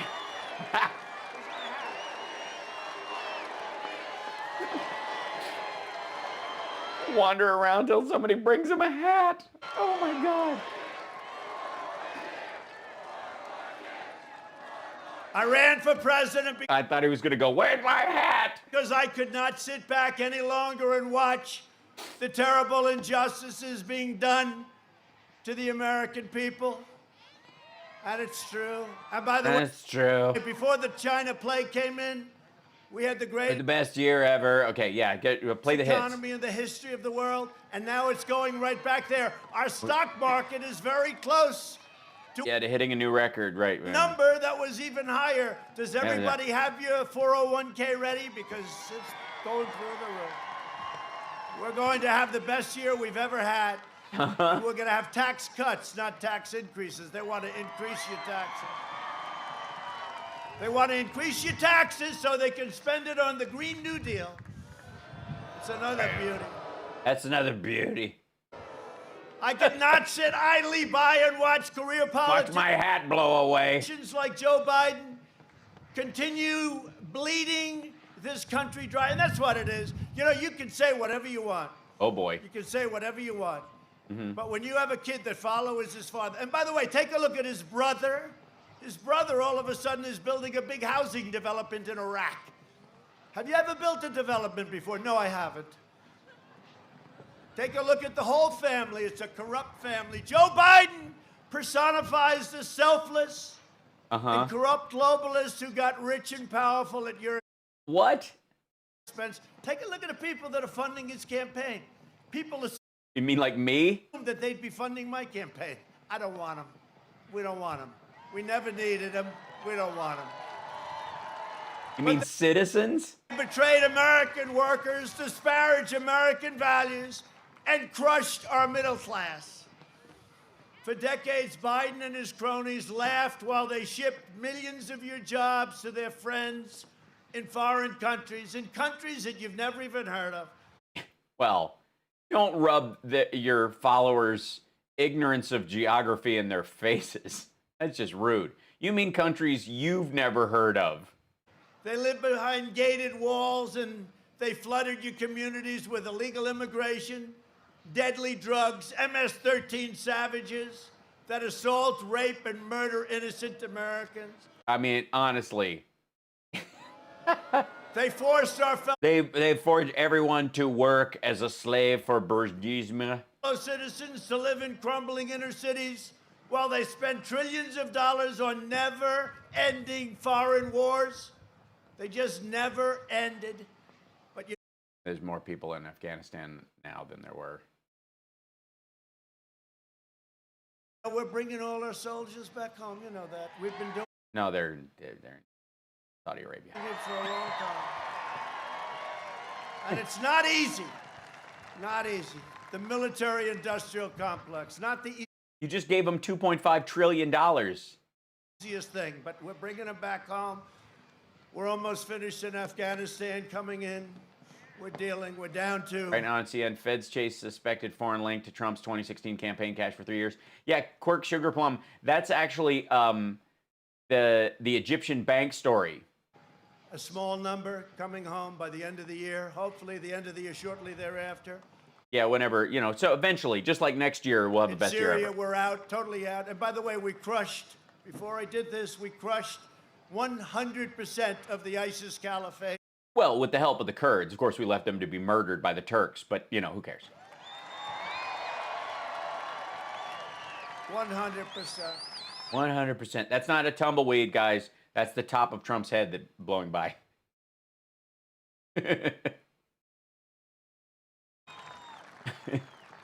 We crushed 100%. We have the greatest military in the world, and by the way, we have built the greatest military in the world.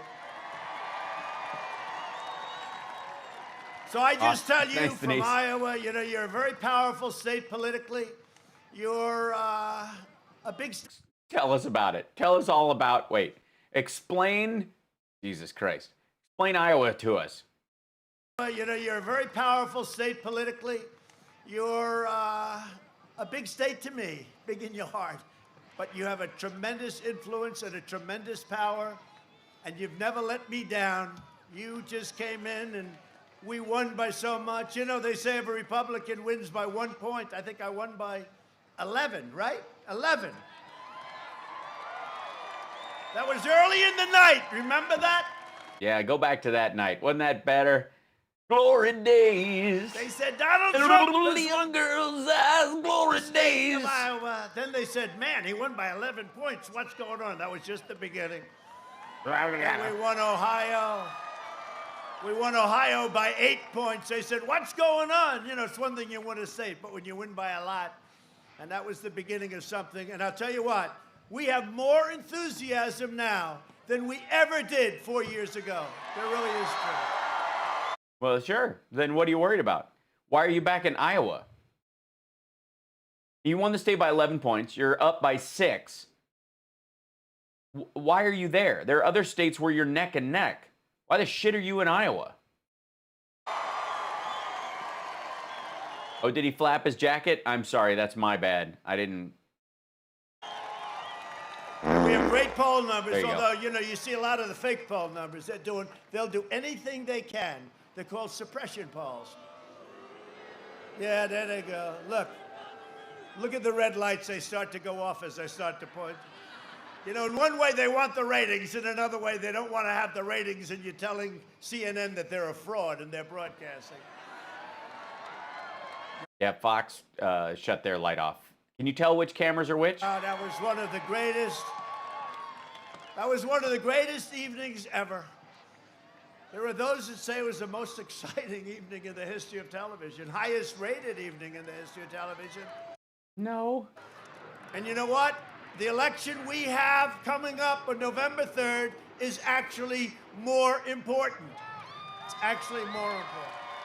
Well, yeah, because your crimes have been uncovered, and if you don't get reelected, you're screwed. In 2016, you I mean, voted. he's using the DOJ to protect him against his defamation case in a sexual assault case. Dude is broke. If he doesn't win the presidency, he's got to pay for that shit himself, and he doesn't have it. To fire the failed and decrepit political class, and you elected an outsider as your president, and I finally put America first. It's called Make America Great Again. Where's my hat? My hat. I lost my hat. Bring me that hat. I lost. It's windy out here. If you can wear the hat, I can wear the hat.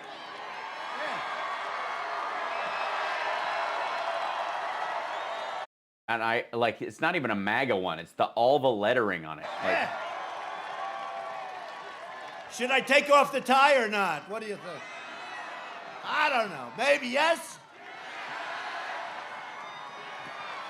oh boy.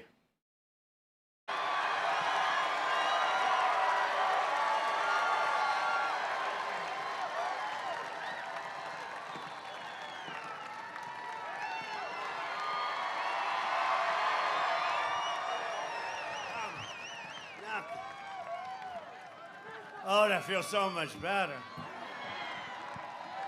That feels better. That feels good.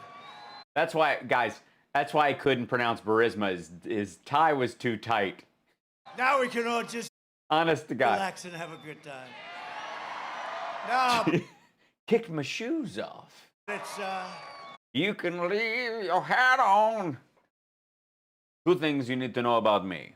One, I make love with my boots on. And two, all right. it's great to be with you. Seriously, we've had a great Seriously, folks, but seriously, history here together. What we've done for you and what we've done for the farmers and what we've done for everything. You know, 2 weeks ago, you had the largest order of corn in the history of our country, right? from who? Oh, the country that attacked us with a bioweapon that could have stopped a disease that's killed 215,000 people. Those people you sold corn to? 2 weeks ago, you had the largest order of soybeans in the history of our country and the largest order of beef. But you know why? Because China wants to keep me happy, that's why. No, they want to feed their people. They have 1.2 billion people, and that's a lot of food.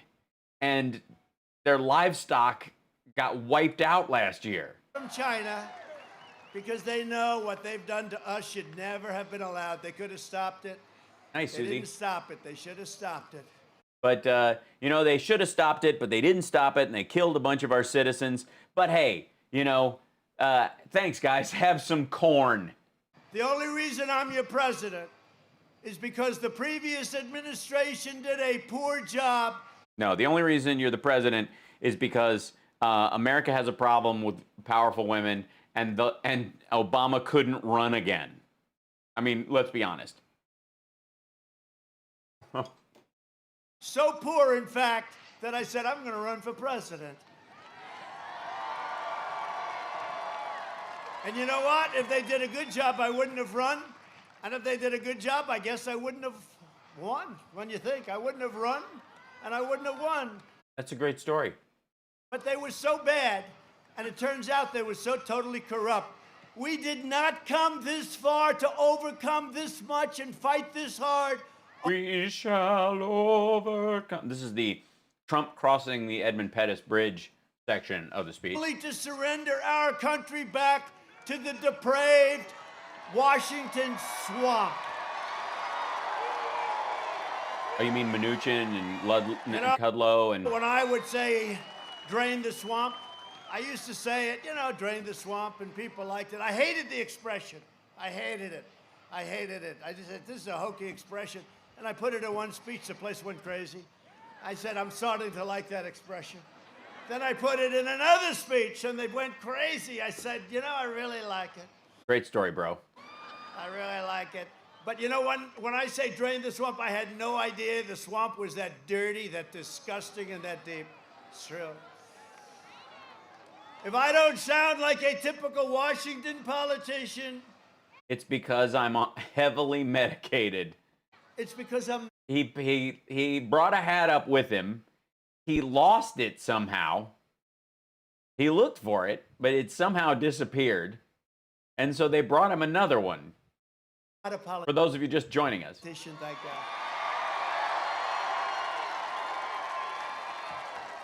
And I don't want to insult our great politicians because you have some great ones with us tonight. But they're disgusting. But if I don't always play by the rules of Washington and Washington establishment, it's because I was elected to fight for you harder than ever. And I tell you what, Harder. Fight for you harder than any president Harder. has ever fought for anyone. It's not easy. But I love it because He's okay. making tremendous progress. We're making tremendous progress. And the fact is that no administration in their first 3.5 Can you wear a Biden hat on the show someday? Sure. years has ever done as much as this administration has done. Great story. You take a look at the list. You take a look at stuff. Sure. Why not? And you know, it's amazing because they always challenge you. They challenge you on everything. They never even The wind just blew through and he's like, checking the hat. challenge me on that statement. I make that statement all the time. They just stand there. They say, That's ridiculous. And just go, I don't even know how to address that. It's so stupid. they grit their teeth. They say he's right. We might hate him, but they say he's right. No. It's just so egregious. It's like, oh God. I mean, it literally is so obnoxiously self-involved and narcissistic that you just kind of eye roll and move on. Right now, I'm fighting to eradicate the virus, rebuild the economy, and save our country from the radical left. And that's exactly what we're doing. As a candidate, Joe Biden has made yet another corrupt bargain in exchange for his party's nomination. He has handed control to the socialists and Marxists and the lunatic left-wing fringe that are really running that party. He's not running it. Let's face it. Joe's shot. Was shot, okay? Whether you like it or not. We can all be nice. It's going to be my turn someday. It's Someday? I think today's the day. even going to be your turn someday, my friends. Someday. But you know, when it is your turn, you can't be president. One thing I've learned, President So you're resigning? Xi of China, he's 100%. Putin of Russia, 100%.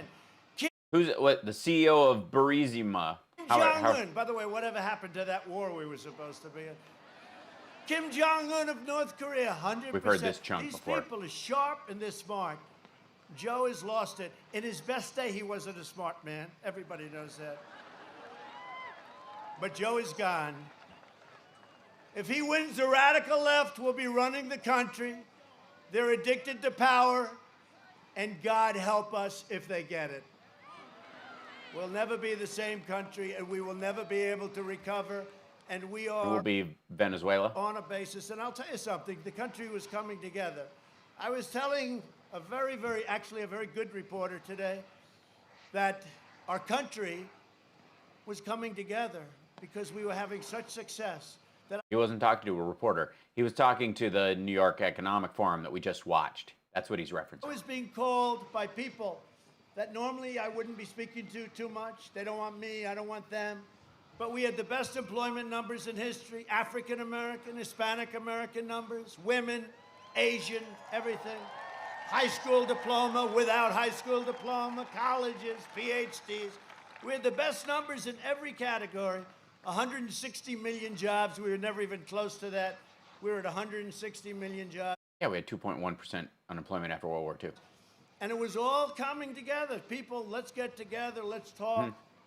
You know, it's like That's what, yeah, that's, you mean, is this right before or right after impeachment? splitting up the riches, really, and in a positive way, splitting up the riches. And what happened is we then You were splitting up the riches. got hit with the plague. And now it's back to the drawing boards, but we're going to have a strong Back to the drawing board. Now we got to start from scratch, guys. I don't know what the shit we were thinking. The third quarter is going to be incredible when you see the numbers. Not that Oh, I yeah. know anything. That dude, this guy is completely convinced, by the way. He's the captain of the nodding squad. Because I don't want to give you inside information because I don't have it. Wait. I don't want to give you any inside information because I don't have it. Not that I know anything because I don't want to give you inside information because I don't have it. They'll say he's giving Jesus Christ. away inside information. They are sick. No. You don't have it. If you had it and you gave it away, people would go, you can't give away the numbers before they're actually measured. Jesus. Wait till you see the third quarter numbers, and it's going to be right before the election, before the November 3rd, although a lot of people will have voted by that time. Get Yeah. out and vote. You got to get out and vote. got to get out and vote. But we were really coming together because that's, you know, look, ultimately we want to come together. Everybody come together. Yeah, everybody, take your ties off. Put on a hat. Come on, guys. Let's all come together. And we were really coming together. Oh, and we we were got all... hit by this horrible situation.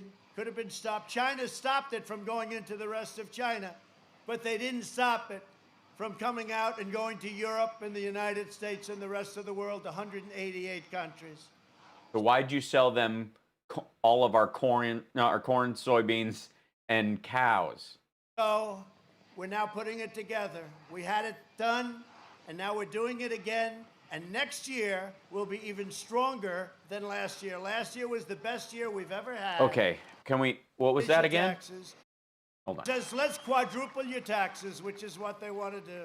They want to raise your taxes. They want to go with this ridiculous Green New Deal, which, by the way, their original price, $100 trillion, you couldn't do it for that.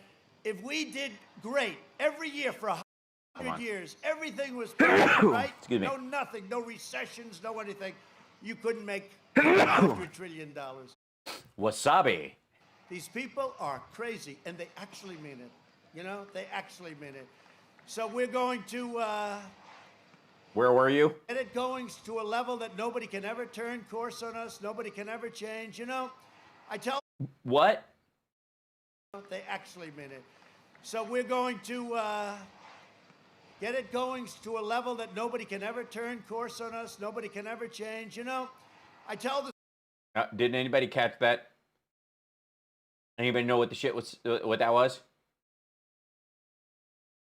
Does anybody know what that means? to a level that nobody can ever turn course on us. Nobody can ever change. You know, I tell the story for years as a student of economies. I just He's a student of economies. This is gonna be good. love it. I love watching it. I love I love watching economies doing it, and I love seeing the results because the results of have been economies. so incredible. But The results of economies are always fun to watch. I've always been a student of watching the economies. What? I love doing it, and I love seeing the results because the results have been so incredible. Yeah. But as a student, I used to hear for years, for 10 years, 2019 China, because look, let's face it, China's 1.4 billion people. We're 325, not including illegal immigrants that are in the country, frankly. And we don't even know what that number. I said, how many do we have? We have no idea, sir. Well, I have an idea. By the way, our southern border is now stronger than it's ever been.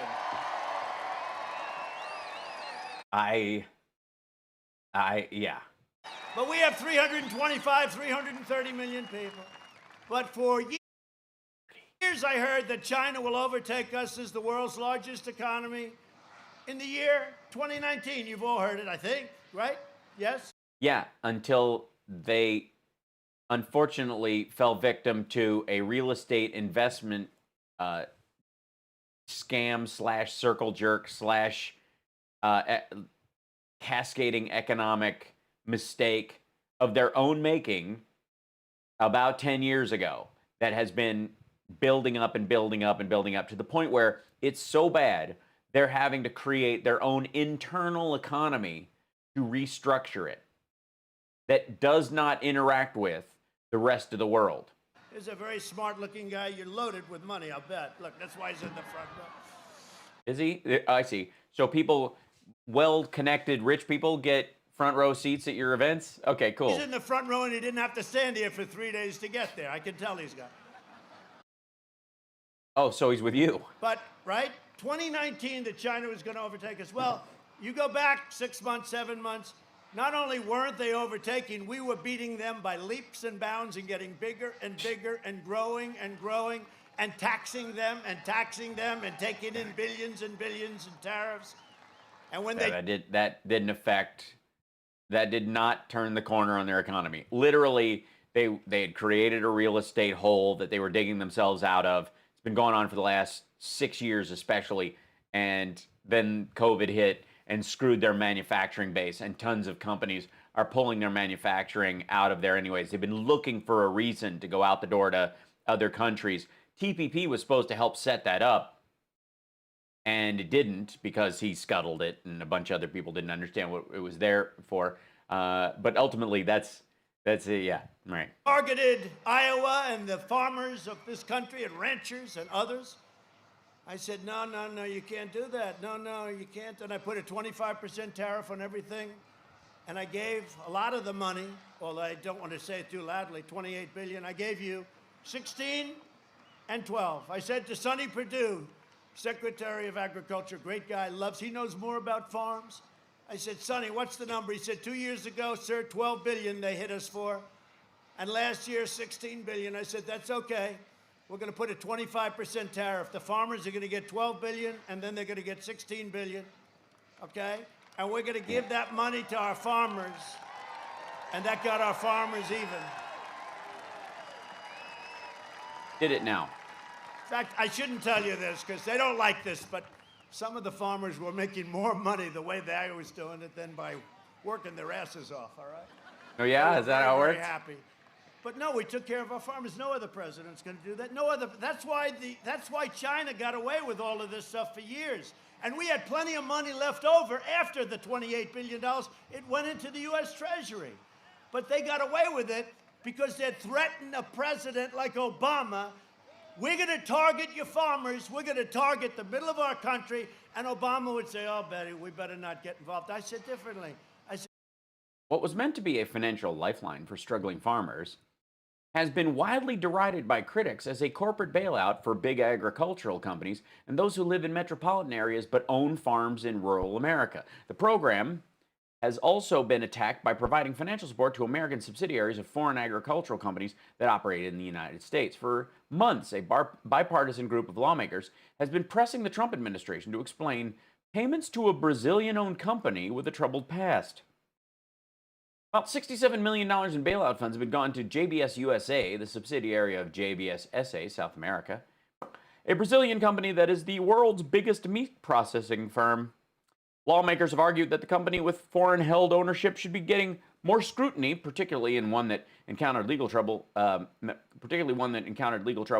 3 years ago. In 2017, two of JBS SA's former top executives, brothers Wesley and Josely Batista, pleaded guilty to corruption charges in Brazil. The Batista family, through a holding company, remains the largest shareholder of JBS SA. Senator Marco Rubio, Republican of Florida, Senator Bob Menendez, Democrat of New Jersey, as well as Representative Rosa DeLauro, Democrat of Connecticut, have asked Sonny Perdue, who knows more about farms than anybody, the agricultural secretary, to investigate JBS SA.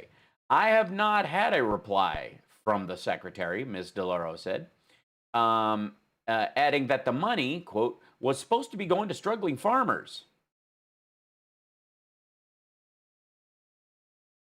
Just so we're clear, we're on the same page going forward. if you do it, then what we're going to do is we're going to tariff your goods and we're going to give a lot of that money to the people that you're targeting. And you know, the thing that most impresses me about Iowa, Nebraska, and a lot of other states, if you look, by the way, Minnesota was so great, all of them, every one of them. Wisconsin was incredible. They never came to me and said, sir, you can't let this happen. They're stopping ordering. They're not ordering from us. They never said it. You know what they said? The president is right. At some point, we have to put up a stand. And I didn't hear one, even from fake CNN. They'd put people on television that said... Yeah, because you were paying them to not grow corn, essentially. I know it's not good, but the president is right. The president is right. You did the right thing. Yeah, Because otherwise it puts me in a bad negotiating position. You can't really negotiate. You know, it's tough. It's tough. I'll never forget that about the farmers. It's incredible. The other thing I won't forget, you don't mind if I go off script. This stuff is enough. Yeah, please do. The bailout program began in 2018 as a $12 billion effort to offset losses for farmers hurt by the trade war. So understand that it was already happening. The, quote, targeting of the farmers was because of a trade war over there. And swelled to $28 billion as the conflict festered. The program was involved both direct payments for crops that suffered from tariffs and government purchases of excess commodities produced by farmers. So that $28 billion bailout is stuff that we bought from farmers and either scuttled, turned into government cheese, that kind of stuff. Critics of it, including some farmers, have faulted it as an easily abused stopgap that failed to address the core problems caused by the president's tariffs on China and other nations.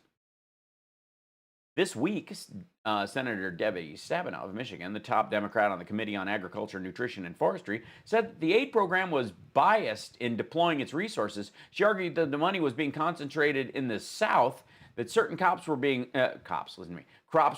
unfairly favored, and that large and foreign companies were receiving big benefits while small farms struggled.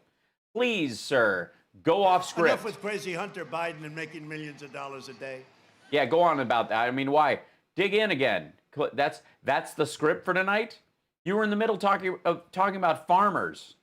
He made it because of his great Jesus Christ. intellect. No, but you know the other thing? Where's Hunter? Is Hunter here tonight, by the way? No, he's busy. He's been running the world, like the World Health Fund or whatever for... Hold on, let me see. Did I leave up the... There it is. Nope, that's the wrong one. I thought I still left the page open. He's off solving hunger. Hunter, congratulations. Where's Eric? Where's Eric's deposition? You gonna play it on the screen there? Congratulations on making a lot of money last year. You know the other Last year? thing I remember in the White House, World Food Bank, thank you. we had 36 farmers come to see me. I'll never forget it. And they were getting hit really hard. This was 2.5 years ago, early.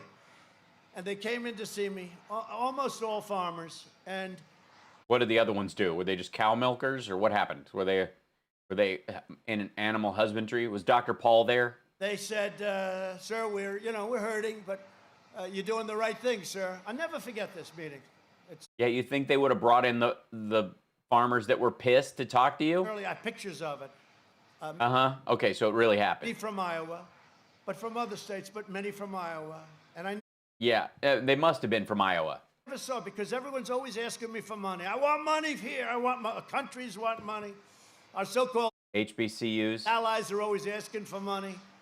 Please defend us, even though then they rip us off on trade. You know, we defend them and then they rip us off on trade. They're always asking for money. So the farmers are in. And I said to them, you know what I'm going to do? I'm going to do a big thing. I'm going to get you a lot of money, and I'm going to do for tariffs, and I'm going to do this to China. This is very early on in the strategy. And I'm going to subsidize you guys. You're going to be so happy. And I used a terrible word. They said, sir, may I speak? Yes. You can. All 36 of them? What do you want to say? We don't want subsidies, sir. All we want is a level playing field. We don't want anything. All we want. Really? That's great. Yeah. So and so did they not take from the bailout package those 36 farmers or whoever spoke? The tough guy, those guys. They're amazing. And then they got and then you wrote them a check and they left? Right? That's true. I never heard that. Most people, they don't care. Call it subsidy. Call it, give me cash. Just give me money. The farmer said, and by the way, I could see there was like a chill in the room. I mentioned that word. I said, did I say something wrong? The farmers are unbelievable. They're the heart of this nation. He doesn't know the difference. They said, we don't want subsidy. I'll never forget it. Sir, we don't want subsidy. We don't want that. We just want a level playing field, sir. We'll beat anybody. We want a level. And it's to this day, I tell that That I gave them subsidies and we still don't have a level playing field. story all the time because I don't hear that. Most people, they don't care. You can call it anything you want. You call. Look at the dude wearing the Trump 45 shirt. Look at this golden gun shirt. Should we, anybody want to peg this memory for later when this asshole decides to be one of the Trump army? Look at this. He's got a 45 and Trump 45, and it's a golden gun. By the way, the man with the golden gun was a villain in the Bond story, just for shits and giggles, in case anybody. Subsidy, you call it anything you want. I just think you people are incredible, okay? That's it. Enough. Enough of that. Yeah, that's a boring story. Enough of that part. Moving on. Who wants to hear about it? Enough of that. Enough of that, or I'm going to make him cry, and he hasn't cried in 40 years, that guy. Oh, that's the tough guys don't cry and Then they come in the White House and they cry. When's the last time you cried, you big tough guy? You probably haven't cried since you were a baby. Only babies cry. That's what the women tell me. One of the most important issues for Iowa is the whole thing that happened with ethanol. They were killing ethanol. And Joe Biden's vowed to abolish fossil fuels. He supports all. Yeah, ethanol's not a fossil fuel, dickhead. It is quite the opposite, actually. It's freshly grown. Unless they grow fossils in Iowa. What kind of fossil plants do they have? Is it a fossil tree or a vine? You know, this crusade to eliminate gas-powered cars, and his running mate sponsors the insane. You know, she's the most liberal. By the way, did Mike Pence beat her?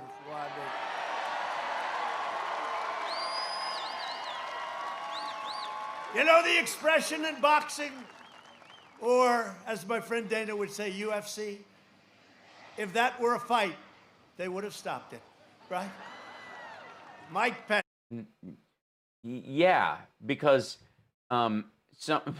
because a fly apparently pinned your guy.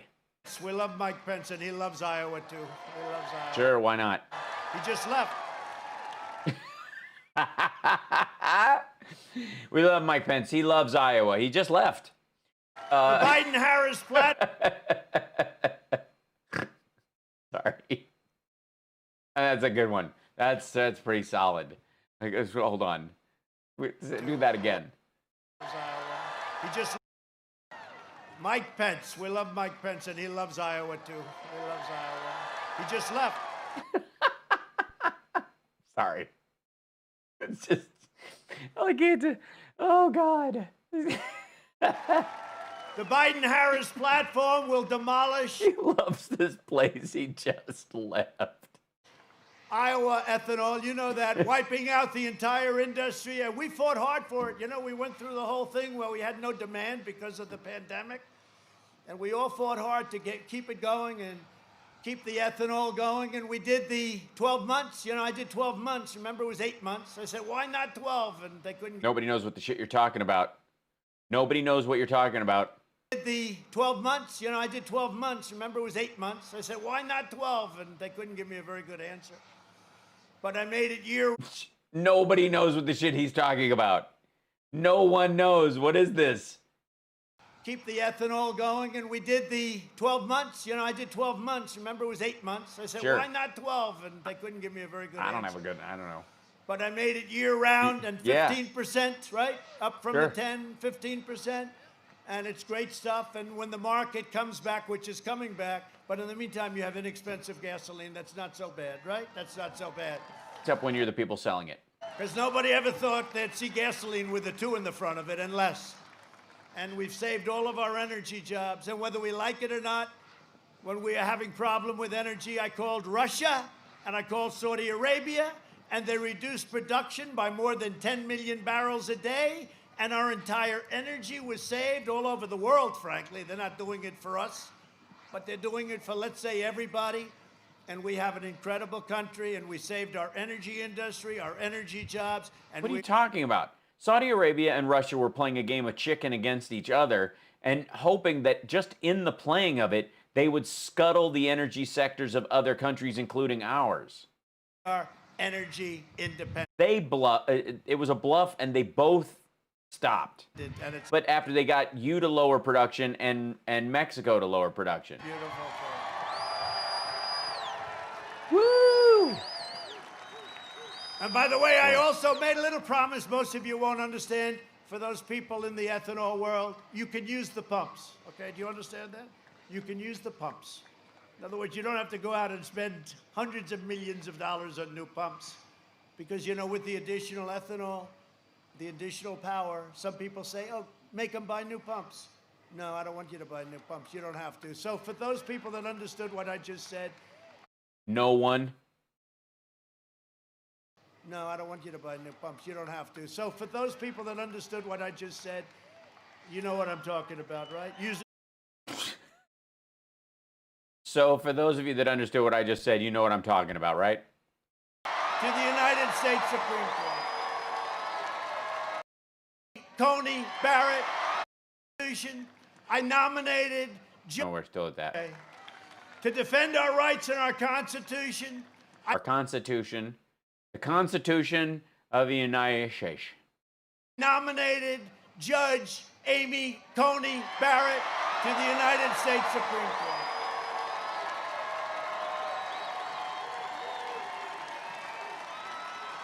He is high as a kite.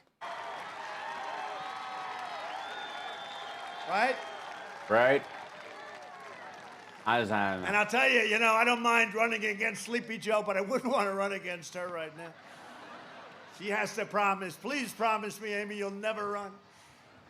No, she's been great. She's so outsmarting these people with bad This is your last election. intention. You look at some of the questions that are being asked, and it's so obvious. These are not great chess players, let's face it. Let's face it, they're not great, but they're horrible, just horrible, nasty, and she handles it like nothing. She's a great intellect, and one of the reasons she has a highly respected professor. Oh boy. Does this feel like somebody just sidled up to you at the bar while you were having a conversation with a friend and is just talking shit and spitting on your neck?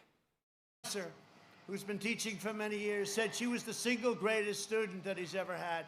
Which doesn't say very much for the other students. I think the majority of them could remember the 5 rights protected in the First Amendment. And that sold me. You know, I believe in that kind of thing. It's called intelligence. I believe in intelligence. But I just want to,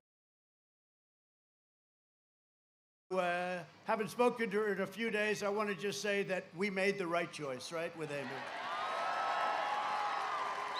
Yeah, he's high. He's completely gacked up on this stuff. And speaking about making the right choice, you made the right choice a long time ago with a man named Senator Chuck Grassley. Well, I love being down here in Iowa, and by God, I'm the best representative this state could ever hope to have, Chuck Grassley.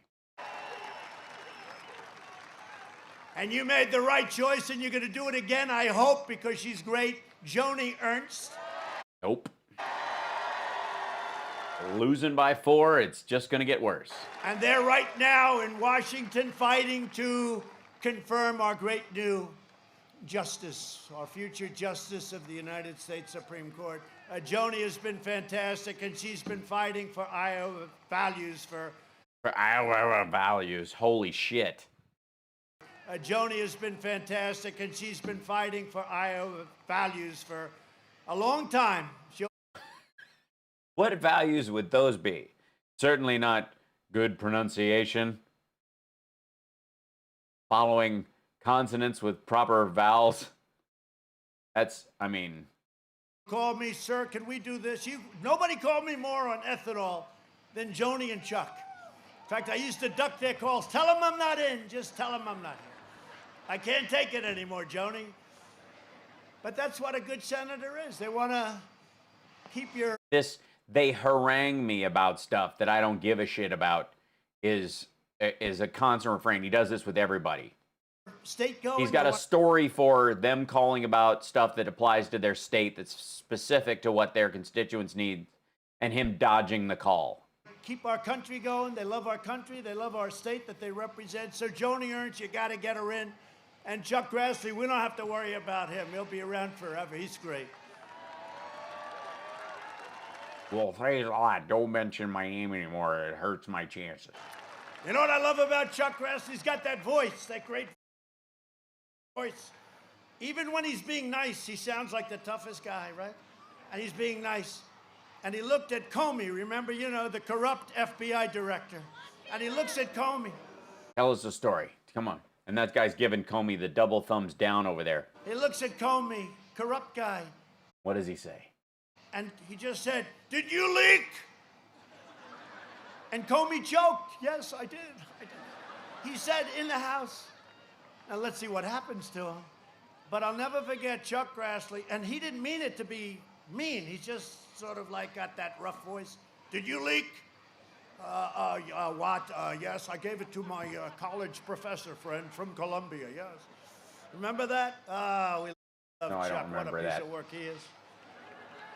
If Democrats win, they will pack the Supreme Court with radical left Wow, great story. judges who would shred our Second Amendment. And believe me, if they win, your Second Amendment is gone.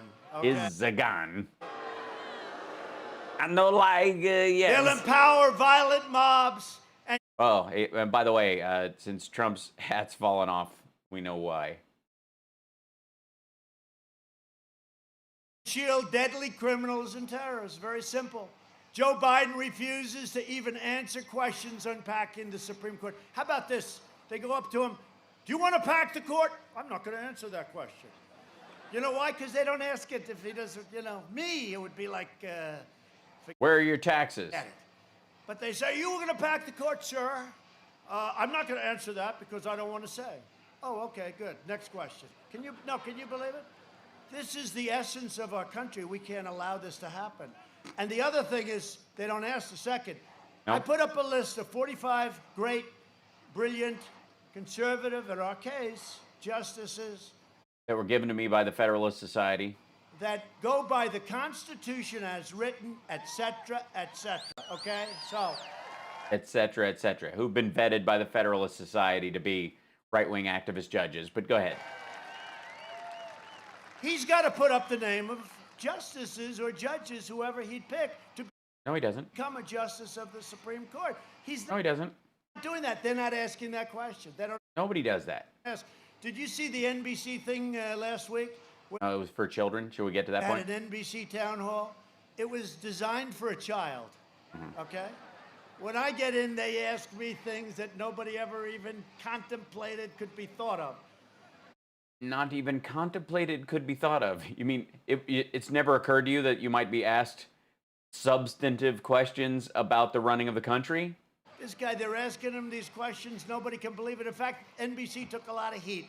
They took a lot of heat. No, they didn't. Biden's agenda would be a They're taking a lot of heat for giving you one. catastrophe for Iowa seniors. Everybody knows that. For years, Biden tried to cut Social Security and Medicare. Do you remember that? You do know he wanted to cut your Social Security. Okay, he has seen his own ad so many times that he thinks the quote from it happened multiple times. And your Medicare. Now Biden is pledging. That's like saying if they got video of you going, I don't feel like going for pizza tonight, and they play it enough times, you're like, every time, I mean, this guy's on and on about how much he hates pizza. You're like, no, they asked me once. It's on tape. You're seeing it over and over again. Mass amnesty and federal health care for illegal aliens. Yeah, we've been over this. Decimating Medicare and destroying your Social Security. And the problem is we all have a heart. I say it all the time. I'd love to take care of everybody all over the world. The problem is our country can't afford it.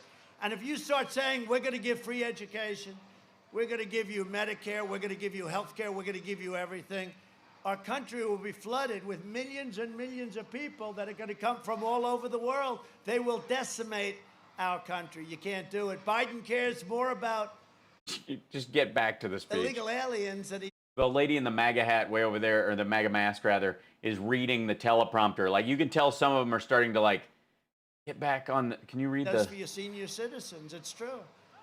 And remember when they asked a question at the debate where the nodding Democrats guy were up is there, you continuing had all now. these Democrats, they started off with 26. Mhm. And in fact, I said, there's no way they picked Kamala because she treated him worse than anybody else. And her one poll again. numbers were dropping like a rock, right? Yeah, like 16, But 14, they asked, 12, 11. who is going to give money, health care, to illegal aliens? And they all raised their hand. Remember Joe? He's looking around. Oh, yeah, he didn't understand the question. He did. You know, at least he has an excuse because he has no clue what the hell they're asking. But do you remember his position? He was like this. Their hands are all up. We're going to give all our money away. Forget about all you people. That's a big crowd, by the way. Look at that. Jesus Christ. Squirrel! Show it. Show it, please. Yeah, where's John Jr.'s, John Jay's plane? Those cameras, please. That's a beautiful crowd. That's beautiful. But remember, Joe, so he's standing there. He's going to give health care to illegal immigrants, people that come into the country illegally, in other words, right? They come in In other words. Yeah. illegally. And under a plan, they have the manifesto. They want to give them a lawyer. That's what we need is more lawyers now, okay? They want to give them a lawyer. They want to give them education. They want to give them health care. But they asked the question. Hold on. Select says, since ACB is an originalist, this also means that if women want to vote, they don't have rights, which means since she's a woman, she has no right to accepting a place in the Supreme Court because she had no right when the Constitution was written. Correct.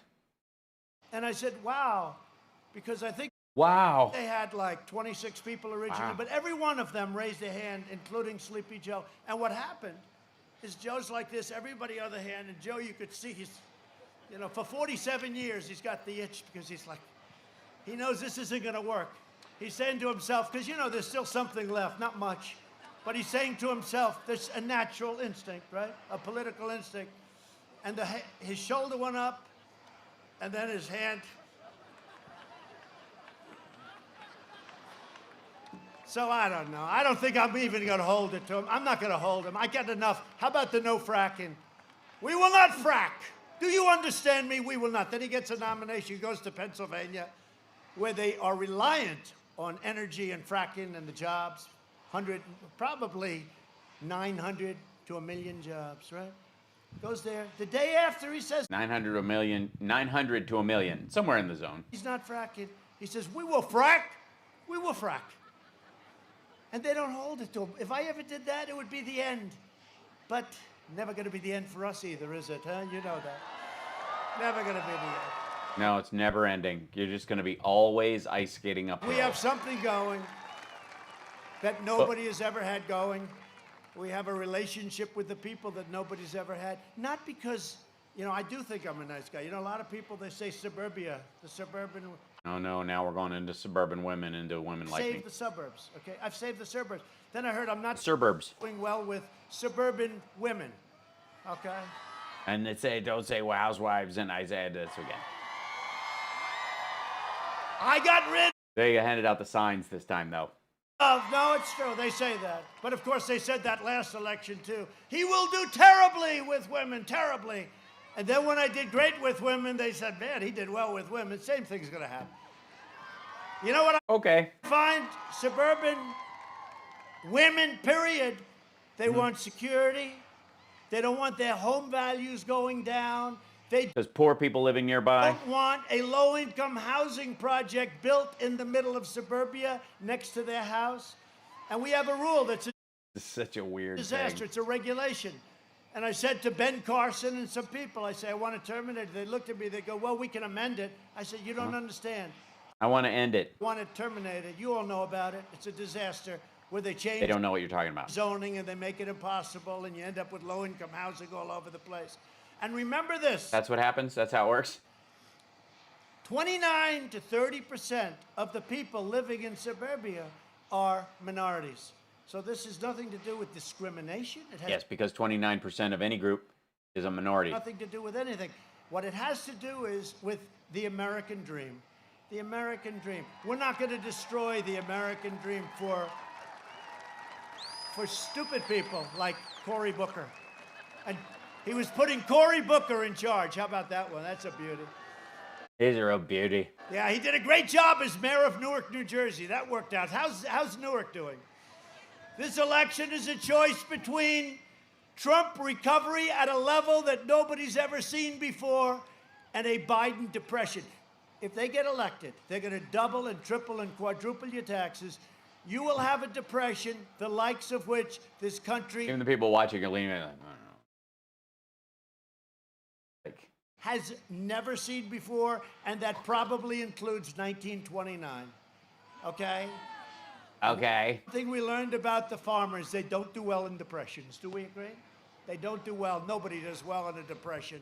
You will have problems like you've never had before. Wait, yeah, farmers, don't think for a second that you get to skip the depression. Joe Biden would terminate our recovery, delay the vaccine, prolong the pandemic. And by the way, for those states, open up your states.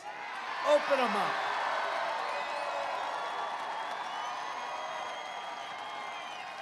Yeah, open up your state so you could take the same drugs this guy is on and you won't have any problems with pronunciation, we promise. On November 4th, November 4th, all these Democrat governors that have lockdowns, right? You know, I said right at the beginning, I think it was me that came out first. You know, they'll try and say, 20 years ago, somebody said the same thing. But I said, the cure cannot be worse than the problem itself. No, you're the first person to say that, because the statement itself that's been said for the longest time. And by the way, who thinks they invented that phrase? The cure cannot be worse than the disease. But okay. And if you look at what's happening with these lockdowns to children, get the children back to school. Get them out of my house. Yeah, arguably Barron would have been safer at his private school than at home getting sick because he caught COVID from his parents. Like, I'll give you an example. The children, 99.9%.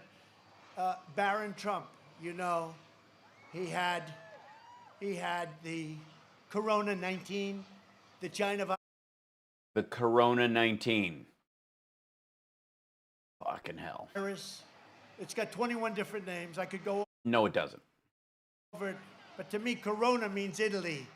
China is China, and it came from China, so he had... Corona means Italy. Oh my God. Shit. Corona means Italy? What? But to me, Corona means Italy. China is China, and it came from China, so he had the China virus, right? And... yeah. That's an...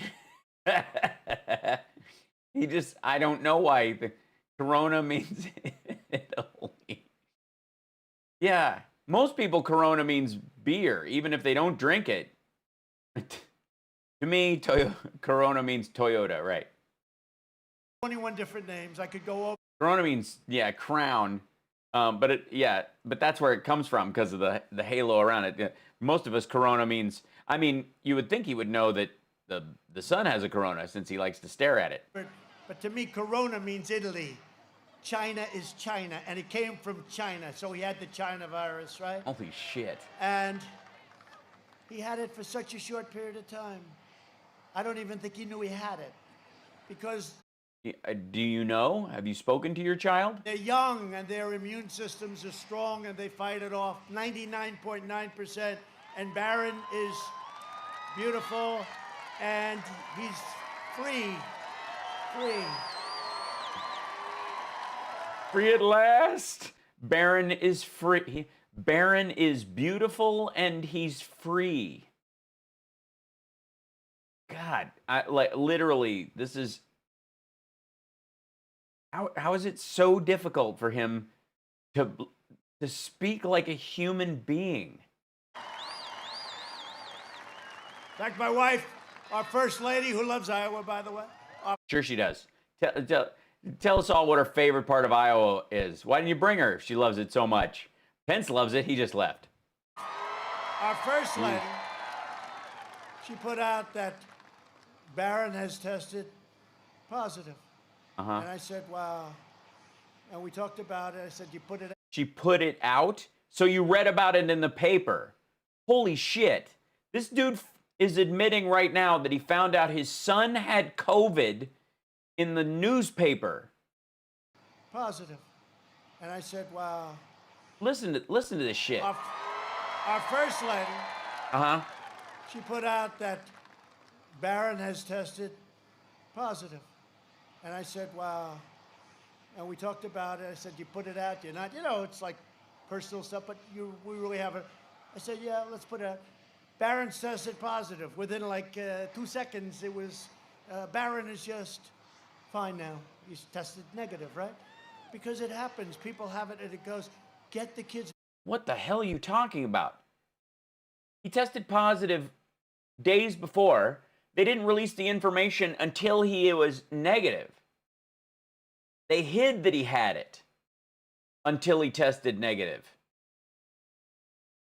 But what you just saw was this asshole telling everybody that he found out his kid had COVID in the newspaper. Back to school. We got to get the kids back to school. Or on Fox News when he saw it reported. Get them back to school. All right? Get them back. Get them back. And when I had it, you might have read, maybe most of you don't know this, but I had it too. That's hilarious. Because of course we know. We were so worried.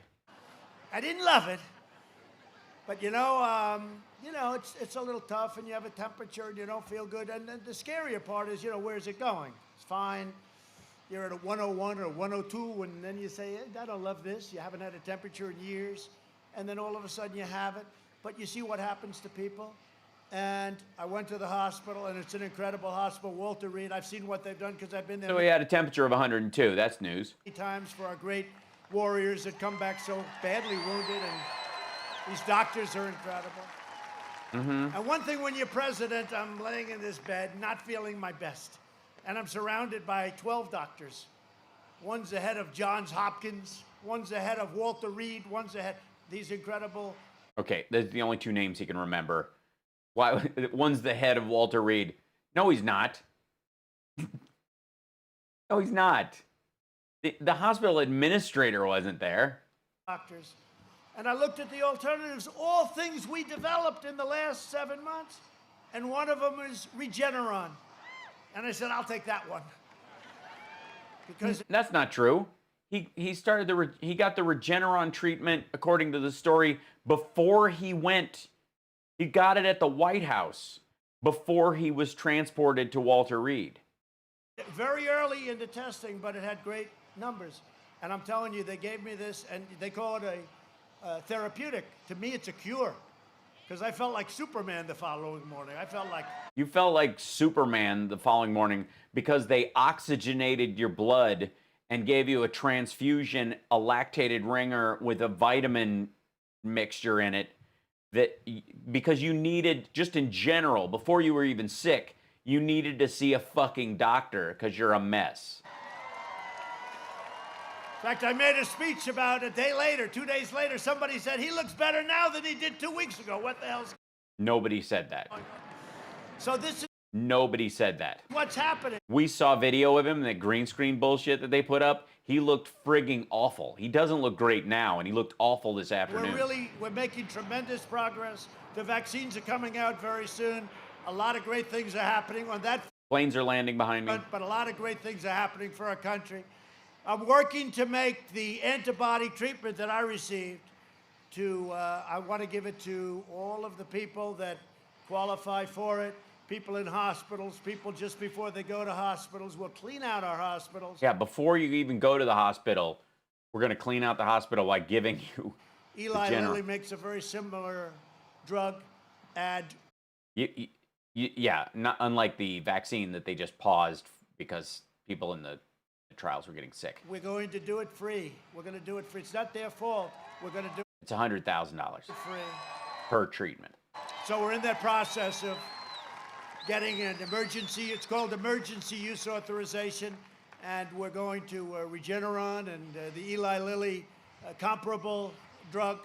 We're going to give it to everybody, and I hope they have the kind of luck that I have. But maybe I would have been perfect anyway. I like to say I didn't need it. I would have been perfect anyway because I'm so strong. You know, I said that. I said sarcastically, I said, well, I'm in no danger because I'm in perfect physical shape and I'm very young. And CNN goes and reports, President Trump lied to the American public. They said, can you believe this? This is, I was telling last night, we had an incredible rally in Pennsylvania. Oh, my God. So tiresome. Again, I'd like to point out that a man who is almost allergic to self-deprecation thinks the thought of him being in great shape and him being young are equally ridiculous. The young part being an obvious, measurable commodity, age versus, his age versus being 25 or whatever.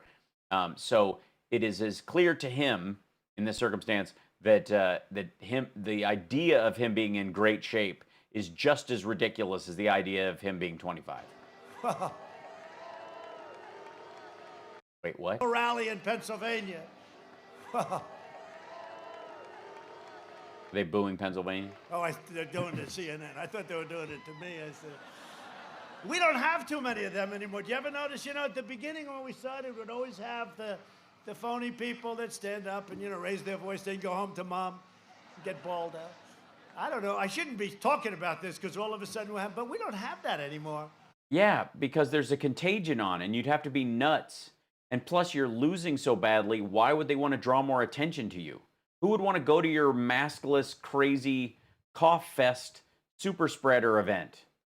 I learned about the cameras because the cameras never like show. Look at that. Look where that crowd goes to. Look where that crowd goes to. All the way back to the buildings. And I'm always telling, I never thought the cameras could move. And then I just noticed whenever we had a troublemaker in the audience, they'd spin around, they'd be in like a pretzel, right? They can do anything, these guys. I thought they were like rigid, you know, like a rigid. Oh my God. Somebody, that camera would be turning around like a snake, 15 different angles. But that sounds good. That's a brand new F-35 fighter jet. You can't see it. They say it's the greatest plane in the world. And by the way, speaking of that. Yeah, please tell us about the F-35. Our military, when I came in. Yeah, we were out of ammo. The world's most overrated general told me, sir, we have no ammunition. So was he lying? Because we may have the world's most overrated general. Who was it? A conflict very early in. And I said, no president should ever hear that. No, I didn't see the billboard. And we have rebuilt our military, $2.5 trillion, all made in the USA. Uh-huh. With equipment like that. The likes Hey, a new subscriber. Thank you, guys. Which no country has ever seen before. We are the envy of Russia and China and any other country. We have equipment. My wife had a COVID and was cleared for work at the hospital, even though her tests were still positive. They use time and symptoms instead of negative tests now because you can test positive for a month or more after getting over it. Criminy. So, and we're supposed to believe that he tested negative. But I'm glad she's good. I hope she's feeling good, Rob. Nobody has our missiles, our rockets. Our nuclear has been totally upgraded, and pray to God we never have to use it because I see what happens. Pray to God. You see what happens? If we didn't have that, we could be in very big trouble. It's a very tough situation. But you look at the new tanks that we've ordered from Ohio, by the way. We kept the Lima plant. I said, keep it open. They were going to close it. I said, keep it open. Before I became president, I said, keep it open. Because I visited it. I said, you could never build a plant like this. You could never get the people to make the tanks. And we're going to Sure you could. be ordering tanks. We've totally rebuilt our military. He won't test negative for a while because he had it bad. Yeah, no, he's still testing negative. They're lying about this. Which is why his doctor starts all of his statements with, I've been given permission to give this information by the president. They're not facts. It's not details. It's information, which doesn't have to be true. Missiles, rockets, tanks, fighters, bombers, tankers, ships in the world, all made in the USA. USA, tanks and stuff, blah, blah, blah. You can be proud of your country. Look at this young, handsome farmer. You gonna be a farmer someday? You gonna be a farmer? Huh? He goes, hell yeah. I'd like to be a farmer too sometimes, I'll tell you. Yeah, you and Thanos. We're joined tonight by some incredible friends and great people. Your governor, who's done an incredible job. Okay, boy. Running around, skipping. Really great job, Kim. How we doing, by the way? Okay, we're looking. Yeah, we're doing Governor good. Adam Gregg. Adam. Super excited. Very much, Adam. Great job. Iowa Secretary of Agriculture. Where's Mike? Thank you, Mike. Yeah. Whitmer. Yep, totally great. Speaker. Skipping. Right? There are genes involved here, right? Pat Grassley, right? Good genes. What's the relationship, Pat? Huh? That's good stuff. You got good stock. I want to bet on that guy in the future. Thank you very much. Great job. I hear you're doing a great job. We're doing all right. My God, it runs in families. That's why my dad was a success. That's why I'm going to be a success. I don't know anything and can't do anything he did, but you know. Right? Good. Thank you, Pat. Ambassador Terry Branstad. Can I do? His son Eric is even better than him, but I'm not going to talk about it. And here's a guy that doesn't mind me saying, you know, a lot of fathers, they get angry if you say that. Oh, I'm better than my son. Those No, that's you. not great fathers. This guy's proud. His son is great. But when I met... Almost all fathers act that way. Like, seriously. Like, it's a cartoonishly asshole thing to do, to go, no, my kid ain't shit. I'm way better than my kid. Terry, that's how Trump acts towards his sons. Long before I thought about this, and I heard the governor of Iowa was in New York, and he wanted to see me. I said, oh, what the hell do I want to see the governor of Iowa for? You know, I'm putting up buildings, and I'm saying, all right. And I invited him before I ever thought about really doing this, you know, early on at least. And he came up, and a humble guy, great guy, handsome guy, that face, right? And he sat down. I figured I'd give him like 5 minutes. Kim, no Jesus, such a good story. longer than that, 5. And I ended up spending an hour and a half. I said, that is the smartest governor. And then I learned, and as you know, he was the governor for 24 years. That's an all-time record in the United States. Yeah, so 20. It's almost like Iowa forgot. And he told me a story in the first meeting. That was before I think that I was even thinking about doing this. Tell us the story. And again, it's only because Obama and Biden were so bad. I said, let me do it. I wish I didn't have to, but I'm having a lot of fun because we're making such progress. But he told me a story. He said, you know, many years ago, I met a man in China because he was selling corn. Can you believe it, right? Corn, crops. And he was selling corn. And he said to his wife, this is 35, 40 years ago, he said, I met a man in China and I went home to my wife. And I said, you know, I just met the next president of China many years forward, but I just met a future president of China. And I said, who was that? It was President Xi, who's now the president of China. And I said, you got it. Such a good story. Be kidding. He said, nope, I could tell right from the beginning. He was different, and he was, I'm not happy with what's going on, but he said, I just met the next president.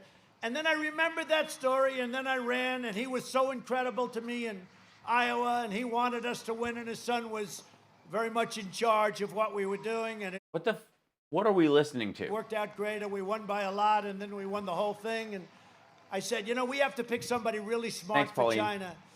And I said, you know, the governor of Iowa came to me and told me that story, and I called him. I said, how would you like to be ambassador to China? And he said, sir, I've been doing this for 24 years. It would be an honor. And I have to tell you this, he represented us great with China. He represented us. I was riveted. Jesus. I never told that story. Well, don't ever tell it again. Like, I never told no one cares. That story. But about a month ago, he called. He said, sir, I want to come home now. I'm sick of this. About a month, I'm sick. I don't want to die. Make sure you get reelected. I want to come home. And he's out there. I know he's out there working, but we love Get me out of China. What? him. He's a special guy. You got a couple of real beauties with Grassley and with this guy. I'll tell you what, a couple of great people. Thank you. Couple of beauties. Very much for everything. So is a beauty or a great one, are those genuine terms, or are you being sarcastic? Great job you did as ambassador. Oh my God, it's so exhausting. The only question I have is, do we call you Mr. Ambassador or Mr. Governor? What do you like? Mr. Governor. I think Mr. Governor. Call him Mr. Governor. He said either one's okay. That's him. Anyway, thank you very much. Great job. I want to introduce another one who's... Oh no, not another story. This is really awful. GOP, Jeff Kaufman. Oh yeah. Jeff, give it to him. Hey, Jeff. You lost weight. I'm proud of you, Jeff. You do a great job. How are we doing? You're doing great. He said, Iowa's ours. Always be careful. He said, Iowa's yours. I said, never say that. The last one, you know, Beto, remember when he said he was running for president, he was doing it, and he made the statement, I was born to do this. I said, that's the end of his political career, and he was born to do it. That didn't work out. I hear we're doing great. Thank you very much, Jeff. Thank you very much. I appreciate it. Oh, good Lord. Congressional candidate, a star, a guy who's going to be fantastic, David Young. Jesus. We got a lot of good candidates. We're also joined by a very special guest, one of the greatest wrestlers in American history. Do you know that? Jim Jordan. Right? He's an unbelievable guy. I've known about him for a long time. Do we all love Jim Jordan, our congressman, right? Jesus Christ, one of the greatest wrestlers? What are you talking about? Stop bringing that up. Right? You mean the guy who allowed minors to be raped? Jim Jordan. Jim Jordan is a great wrestler, a great Coach? Say assistant coach. NCAA champion and all. A lot of people don't know that, but Jim's from Ohio. What happened in Ohio with Jim Jordan and coaching and wrestling? But he says the greatest of them all is a guy named Dan Gable. You ever hear of Dan Gable?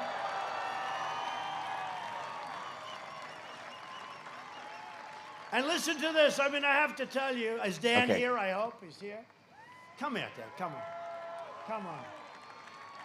Look at this. You mean I can't take this guy in a fight? Can you believe it? Huh? Wow. Wow. Come here, man. Come here. Hey, Dan, I'm immune and I can't give it to you, so that's good. We love you. So, but I met Dan a few years ago. That's not true. He's still producing virus. This is dumb. And I looked at him and I said, how? Kiss me. He's 181-1. Think of it. He won 181. People don't know, like, that's like crazy. 181-1. I'm going to ask you later on who is the one. I want to find out who. But he did something else. He won the Olympics, 1972.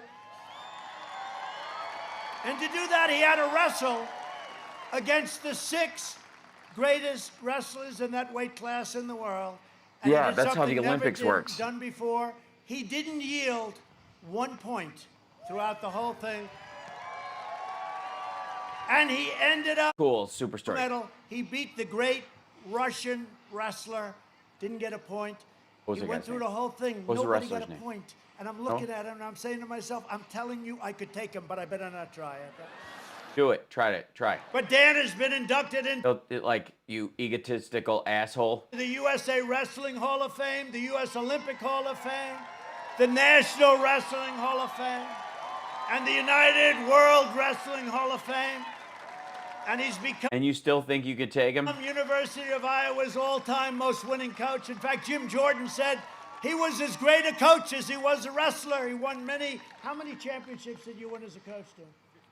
15. And I come from a town where you have the Jets, they never win. You have the Mets, they never win. He won 15. That's called talent. It's called extraordinary talent, actually. And what I did is I thought about Let the man speak. I thought about it long and hard. They gave him a microphone. Let him speak. We're very selective. So the Congressional Medal of Honor and the Presidential Medal of Freedom are the 2 greatest awards you can get in our country. And I'm proud to announce that I will be awarding very shortly at the White House in the Oval Office, Coach Gable, the Presidential Medal of Freedom. Yeah, he screwed it up and said Congressional Medal of Honor. Say something, Jay. Great honor. Wow. That's humbling. Right, yeah. I'm used to winning and have to doing it on the mat. But because I did it so many times on the mat and in other places that I'm actually getting some other awards where I can just do it and they give it to me. Okay. Yep. I have no problem with whatever this dude's saying, even if he supports Trump. Like I said, it's a citizenry thing. Who cares? Or Mariere's right. So that's... Oh, God. Well, he's the pride of Iowa, and he's great. You know, you always try and figure out what makes a champion, because you look at him, nice guy, good-looking guy, all that stuff, but why is he 181-1?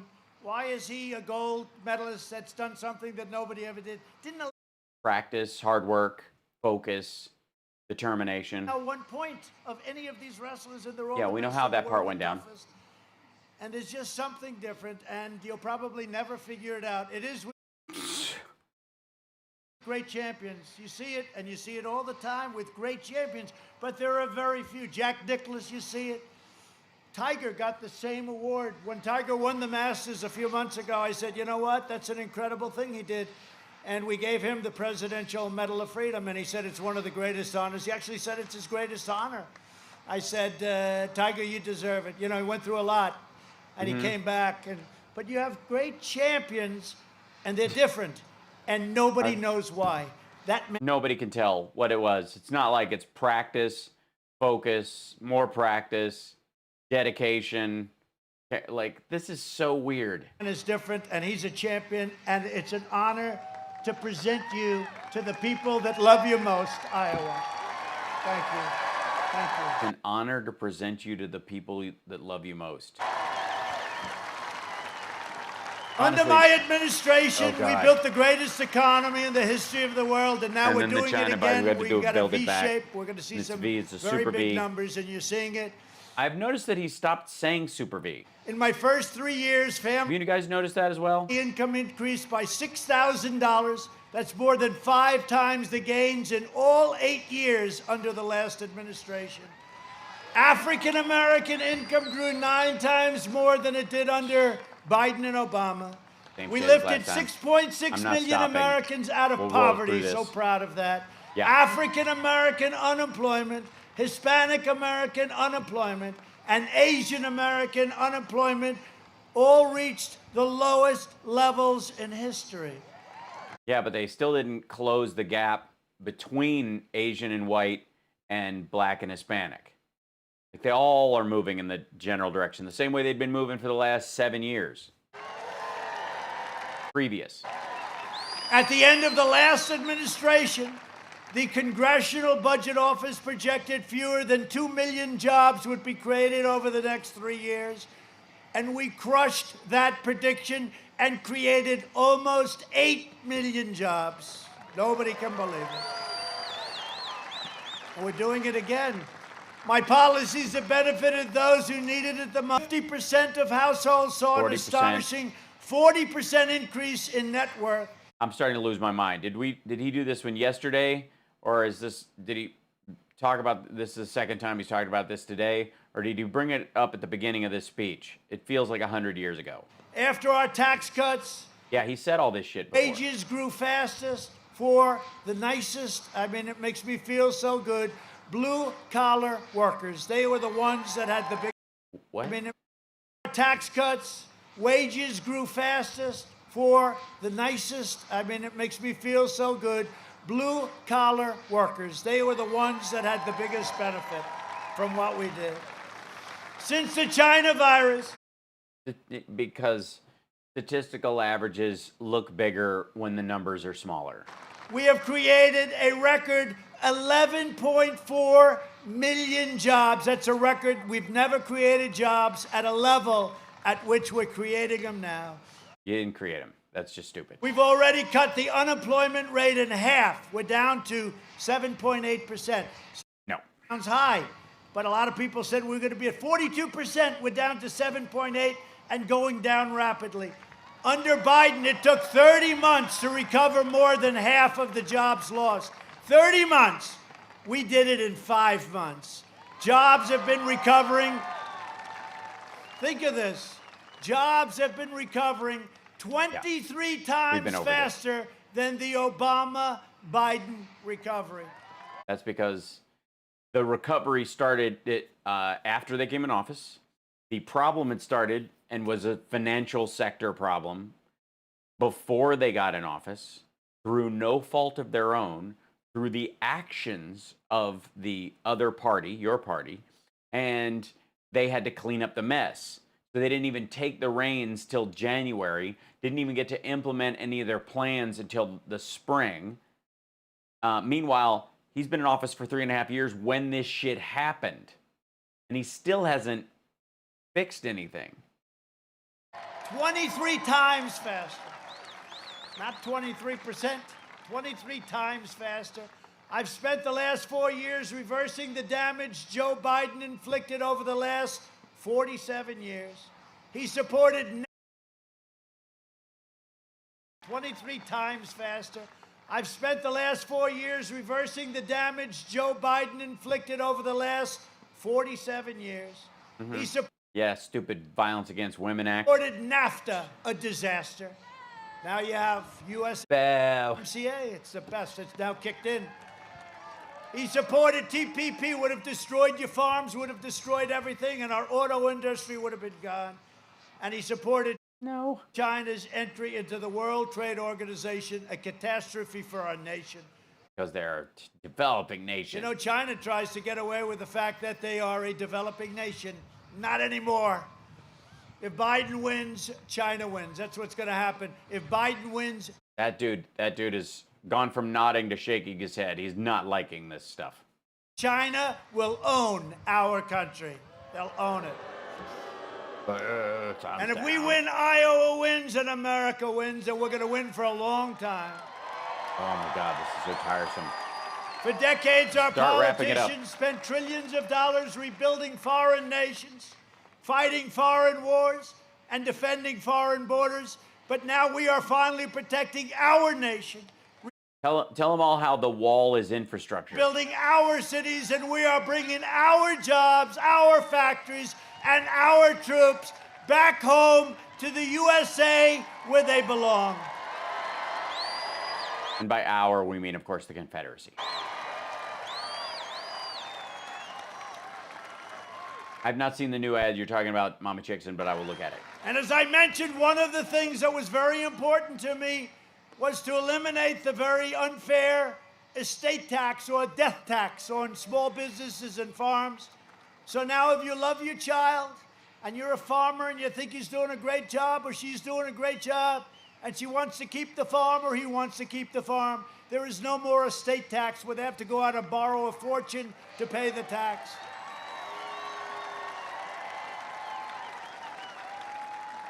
Is there anybody here who has a child to which they do not want to leave the farm because they don't like their child? Because, raise your hand, please. Does anybody have the courage? Yeah, there's one person over there. He says he's only kidding. No, but it's a big thing. I mean, look, it's a big thing. A lot of farms were put out of business. The parents, they pass away. They leave the farm to the son, the daughter, to the family, and the family has to go out and borrow a fortune, and then they have a little bad and they end up losing everything. We don't have that anymore. We cut the estate tax. It's out, gone. These are things a lot of people don't even know. We got that. Along with the tax cuts, we got that. Biden wants to repeal our tax cuts and massively raise taxes on your family farms. And what we did was hit the, you know this. I mean, you know exactly. What? We hit it so quickly. We hit so hard. We hit so strong on this whole tax situation because the farm... What did we hit? What are you talking about? You know this. I mean, And what we did was hit the, you know this. I mean, you know exactly. We hit it so quickly. We hit so hard. We hit so strong on this whole tax situation because I had to beat off. Farmers were being treated unfairly. They were untreated. Fairly with respect to taxes. I quickly issued a major disaster declaration, and I will be with you every step of the way. I think Kim will say this, your governor, when you had floods all over the place, you were like a large-scale swimming pool. I hate to say it, Iowa. I looked at the pictures that your governor sent. I said, Kim, I never knew that this was oceanfront property. And we took care of you, right?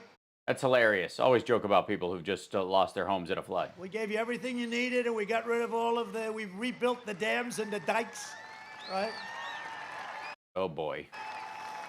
We rebuilt it, and we rebuilt it fast. My opponent has put forward a radical plan to eliminate U.S. borders by implementing catch and release, imposing deadly sanctuary cities. Okay, this is an interesting turn of phrase. Hold on. Red flag. Flag on the play. Back up. So, you know how they say they want to eliminate borders, and we're all like, what the hell are you talking about? Like, who has talked about this? Where is this even in the manifesto? Where is this whole part about them eliminating borders? What this is them admitting where that idea comes from. They consider all the policies tantamount to erasing borders. So listen to this. Built it fast. My opponent has put forward a radical plan to eliminate U.S. borders by implementing catch and release, imposing catch and release, deadly sanctuary, having sanctuary cities, and suspending all removals of illegal aliens. So if you have somebody that's a murderer or rapist, we can't do it. They agreed with Bernie Sanders, crazy Bernie. There's nobody that knows how to lose like. So they're suspending the removals of people. What they're talking about is the mass ICE raids and that kind of stuff, and making sure that everybody gets a fair hearing before they're kicked out of the country, because they feel like they're scooping people up who are in, they're treating people who are in the DACA situation who should be protected and their families different, the same as they're treating MS-13, and they want to make sure they look at them. So they would suspend them temporarily and then go through a legal process. Bernie, 4 years ago he lost, he went home happy. He lost again because Pocahontas refused to get out of the race. Otherwise, I would have been running against Bernie. I don't know which is better. There would have been a lot more enthusiasm for Bernie. Smaller base, more enthusiasm, but he got... Smaller base, you mean 30% of the Democratic Party, which is why he hit a glass ceiling every time he ran? I'll tell you, we're going to get a lot of the Bernie voters because... Yeah, you mean the Trump voters who were pretending to be Bernie bros, trying to divide the Democratic Party and being assholes? Yeah. Like Joe. Yeah, they'll all vote for you. And they love our policy on dealing with other nations because... Yeah, I think Bernie supporters really are cool with you dumping 8,800 unaccompanied minors on the Mexican side of the border with no recourse, no food, no direction, and no support. Because they're with you on tariffs. They love our policy on trade because they understand. They happen to understand that, but they also know we can do something about it. Bernie would have never been able to do that. Never. The United States would be completely overrun in a matter of days. Yeah. Under my leadership, we achieved the most secure border in U.S. history, and we are finishing the wall. It's now over 400 miles long. It's already built, and as I said, Mexico is paying for the wall. No. I mean, this is like, I don't know why anybody even thinks that. We did more. One of these fake reporters said it. We did more. One of the only politicians that's ever run. Forget about politician, but one of the only politicians. Now we're going to go to, he's done more than he promised. And the basis for that statement is during the presidency, they did things that they didn't talk about when they were running, which is not more than you promised. That's just stuff you had no idea would become necessary or was, we've done more, we did more, we made more ventilators than we promised. Like nobody ran on how many ventilators that they would have halfway through a pandemic. Run that actually has done more than he or she has promised. As an example, I campaigned a lot in Iowa. I never mentioned the word Space Force, but when I got in office, I realized I looked at Russia, I looked at Kim Jong-un, I looked at China. Mm-hmm. I said, we need a... Aye. A little paintbrush? I think they're out in the garage in the tool chest. I think so. Space Force. And we got space... Little paintbrushes. Where did all my paintbrushes go? I'll have to think on that, Of course, guys. I never talked about it on the campaign trail. Because you would have been laughed at by your own people? We also passed VA choice for our great veterans. No, you didn't. And VA accountability, things that they said were impossible to get done. God damn it. Every time, every time. Every time. Every time. Seriously?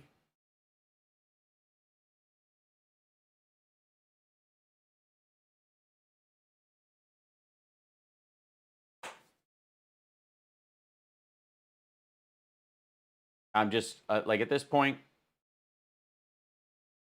So now, instead of waiting online for weeks and weeks, if they have to wait, they go out to a doctor, we pay the bill, and it's been a great thing. 91% approval rating in the VA. They're doing a great job over there.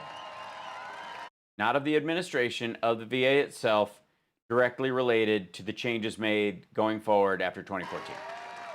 Think of it. I mean, I shouldn't be telling you this because they'll find a vet someplace who's unhappy. But think of it. All our lives, we used to see on the evening news horror shows with the vets and the vets and the vets, and it's terrible what they're doing. You don't see any stories about the VA. You don't see any stories. We have done 91% approval rating. That's because in 2014 they passed the Veterans Access, Choice, and Accountability Act, and they spent the last 6 years fixing the stuff that was wrong. So can we just, okay, I'm just going to have that on the ready all the time. Is that where we're going with this shit? We just got to, like, by the end of this nonsense, we're all going to have to get a tattoo with this goddamn thing. By the vets for the VA, the job we're doing. I'm tired of him tonight. I definitely am. And we defeated 100%. Thanks, Steph. You know, we're bringing our soldiers home, but we defeated 100% of the ISIS caliphate in Syria and Iraq. And when I took over, it was a mess. And we killed the leader of ISIS, al-Baghdadi. They were looking for him for years and years. And we then took out the world's #1 terrorist and the mass murderer of American troops and many other troops and many other people. Qasem Soleimani is dead. Dead. One of the biggest things to happen in the Middle East in 50 years. I withdrew from the last administration's disastrous Iran nuclear catastrophe. Trump walks back claim of defeating 100% of the ISIS caliphate. At law enforcement event in Chicago, president says figure is closer to 70%. October 28th, 2019. A day after announcing the death of Islamic leader Abu al-Baghdadi, President Donald Trump climbed down from his long-uttered claim that his administration completely wiped out the group's declared caliphate. Commander-in-Chief has tweeted 7 times a version of the claim that, in his words, from the tweet posted just 2 weeks ago, his administration is responsible for, quote, defeating 100% of the ISIS caliphate. After defeating 100% of the ISIS caliphate, I largely moved our troops out of Syria, let Syria and Assad protect the Kurds and fight Turkey on their own land. I said to my generals, why should we fight for Syria? And on October 10th, Trump was even more clear. We defeated 100% of the ISIS caliphate and no longer have any troops under in the area under attack by Turkey in Syria. We did our job perfectly. But the president told a different story on Monday during a speech to law enforcement officers in Chicago ahead of 2 fundraising events at a hotel he owns in the Windy City. He told the officers that once the U.S. military, which had help from the Kurdish forces, Trump recently allowed to be attacked by Turkey's military, had eliminated 70% of the so-called caliphate, I said, let's go home. So do I have to keep this one on file as well, right next to the VA choice thing for this bullshit? Despite his own words over the last few months, the president then blamed the news media for his reporting on the 100% claim. Those people before me, those people before me didn't care, he said, pointing to the media assembled across from his lectern, referring to ISIS's foothold in Syria. As Trump took a victory lap on Sunday, top Democrats warned ISIS is far from neutered. President continued to break with more measured messages. Former President break with the more measured messages former Presidents George W. Bush and Barack Obama used when announcing the deaths of major violent extremists. He was a sick and depraved man. Now he's dead. He's dead as a doornail. Trump said of al-Baghdadi, he should have been killed years ago. Another president should have gotten him. Trump said in a jab at Obama. When his national security team would come to him to get approval for a mission targeting other ISIS leaders, Trump claims he declared, I never heard of him. I want al-Baghdadi. I said, get him, and they got him.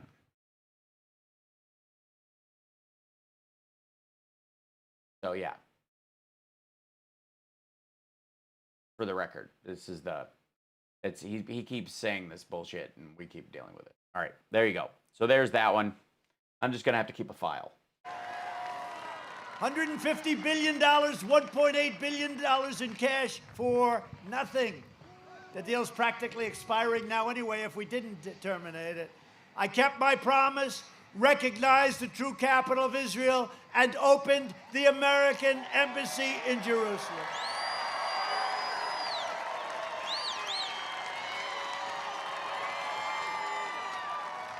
Lots of evangelicals love that one. Not sure why they like it. They don't know. You know that presidents have been talking about that for decades. Every president said they were going to do that, then they never had the guts to do it.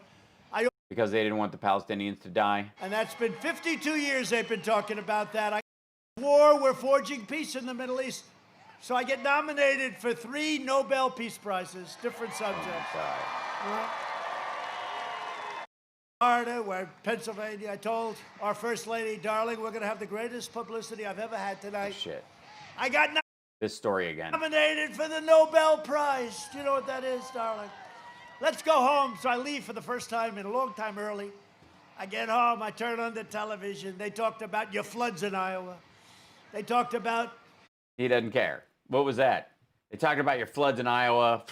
How's Iowa doing the crops? How's this happening? How are they doing in Florida? How the 3, 4 stories, one after another. Where's Shit I don't care about. my Nobel Peace Prize? They don't talk about it. I said, you know, darling, this news is a little tough. It's a little tough to crack. When Obama got his Nobel Prize, it was so early, he didn't even do anything. He still doesn't know what he got it for. They said, why did you get it? He said, I have no idea. And it was the biggest story. It was all over the place with... He actually won one. Yeah, I got 3, and they got 3 nominations. Nobody talks about it. From the same dude. So at least I figured I might as well mention it, right? Kim, I should mention it, right, Kim? Kevin, right, Kevin? Kim, Kevin. You call me whatever you want. Kevin, stand up, please, Kevin. I was calling you Kim, but I meant Kevin. There's the guy. They went on a hunting trip. My son, Don, he loves hunting, and he went, Kevin, Don, and about 300 of the governors. Kim, did Kim go? Or Your previous, Terry, your previous governor's friends, and they all went hunting, and it was like 25 Terry something or other. Thanks, Francie. degrees below zero. The only 2 guys that stood out there the whole time were Kim Kevin and Don Trump Jr. And they came back. Everyone else was back in about 15 minutes, Terry, right? They were all back, and they wanted to go back into the lodge. The hell with this. And after a weekend, my son comes back, and Kevin comes back, and you 2 guys didn't even know what they were talking about. You didn't know what the problem was, right? People don't know that about Don, and they don't know that about... But Kevin is fantastic. Thank what did we just listen to? What was that story? What the shit is this? you, Kevin, for being here. New York Times, more blows to Trump on COVID-19 in February from Hoover think tank. Gave warnings, all his donors got the inside scoop. More damning shit about Trump, and Kudlow might be in trouble. That's good. Okay. Appreciate it. He's a real... We'll gather that tomorrow before the regular He's show. a real guy. Is he? Okay, good. As opposed to the imaginary guy, Kim, that you were just talking to, who might be an imaginary woman. We don't know.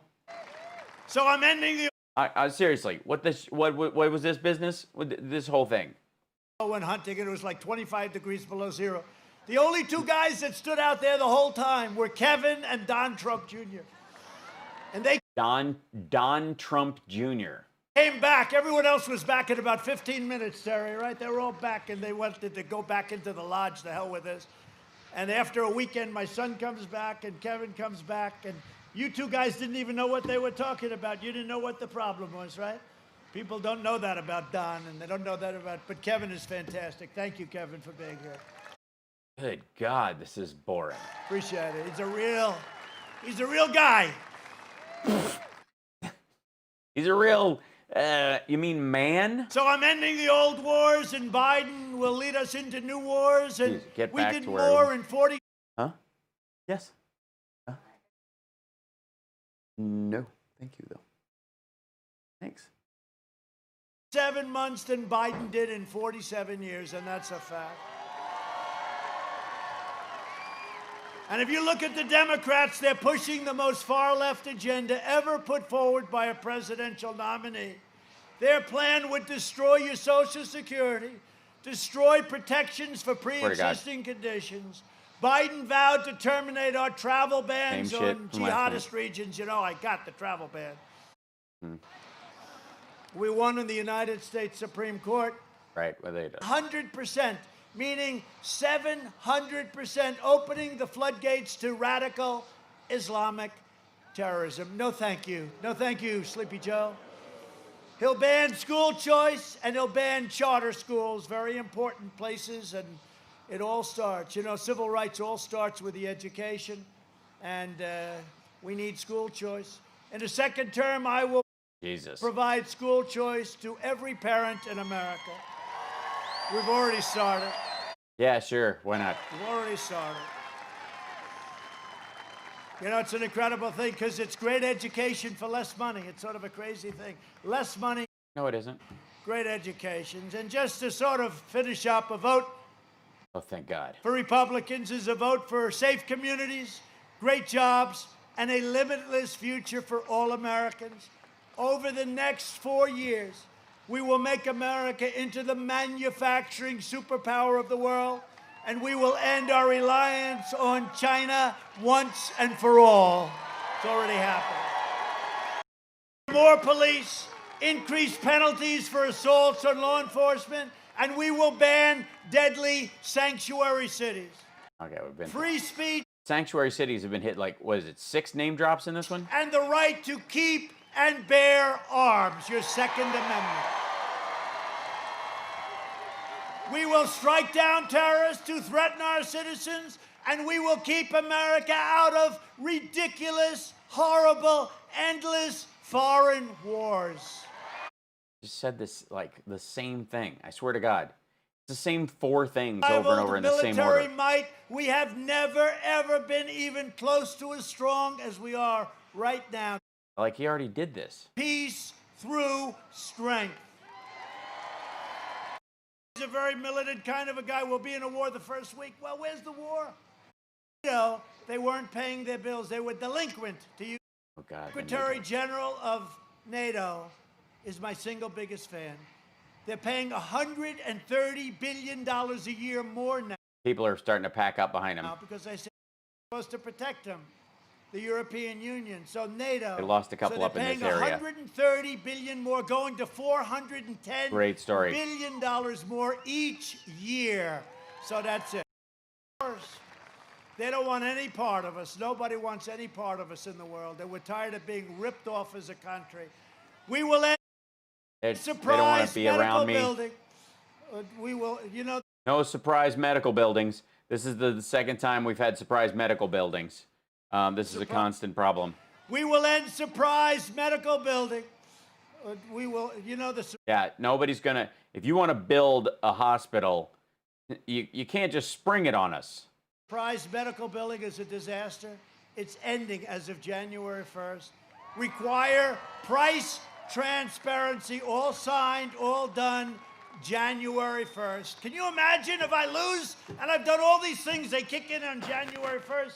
You're going to say, boy, that Biden's done a great job on price transparency. You know, boy, apparently this is an executive order you could have done 2 years ago and signed into law. Why didn't you? Oh, because you're planning on them getting attacked by the pharmaceutical companies and shot down, and they would never survive a constitutional test. So you have to do them right before the election so people think you're actually doing something. And then by the time they figure out you haven't, you've already been kicked out of office. And they'll say, what do you think? And he has no idea what the hell it is. And further reduce the cost of prescription drugs, we went to a favored nations clause so that we will pay the lowest drug prices in the world, okay? This is all same shit again. And you know, when I took over, NASA was basically closed. Oh, God. Center anywhere in the world by far. Restore patriotic education to our teach our children to love our country. Great American flag. And we will live by the timeless word. In God we and trust. it won't change. Yeah. America, now you have a president who is standing up for America and standing up for the great people of Iowa. Oh, God. Get your family, get your neighbors, get your workers and co-workers, and get the hell out to vote, because if I don't get Iowa, I won't believe that one. I may never have to come back here again if I don't get Iowa. I'll never be back. You understand that, Kim? I will say this, there has never been a president has done more for farmers and ranchers. Oh, God. Even come close. Get on with it. And I will say that, and I'll say it loud and clear. I'll say that loud and clear. Yeah, who cares? From Cambridge to Council Bluffs, from Cedar Rapids to Rock Rapids, from Davenport to right here in Des Moines, we stand on the shoulders of Iowa patriots who gave their blood, sweat, and tears for this beloved nation. Nobody has anything more than what you have. So much. Look at yourselves. And look where you've come. Look, even in the world of politics, Iowa, it's Iowa. And by the way, as long as I'm here, Iowa, and I made this pledge to you 4 years ago, Iowa will always come first in the rotation. You know what that means, right? There's a lot of pressure. Let's put them back. I said, no, you're not putting them back. You know why? Because that's called the opposite of cancel culture. That's called a great American tradition. Iowa will always be #1, okay? You can forget it. Jesus Christ.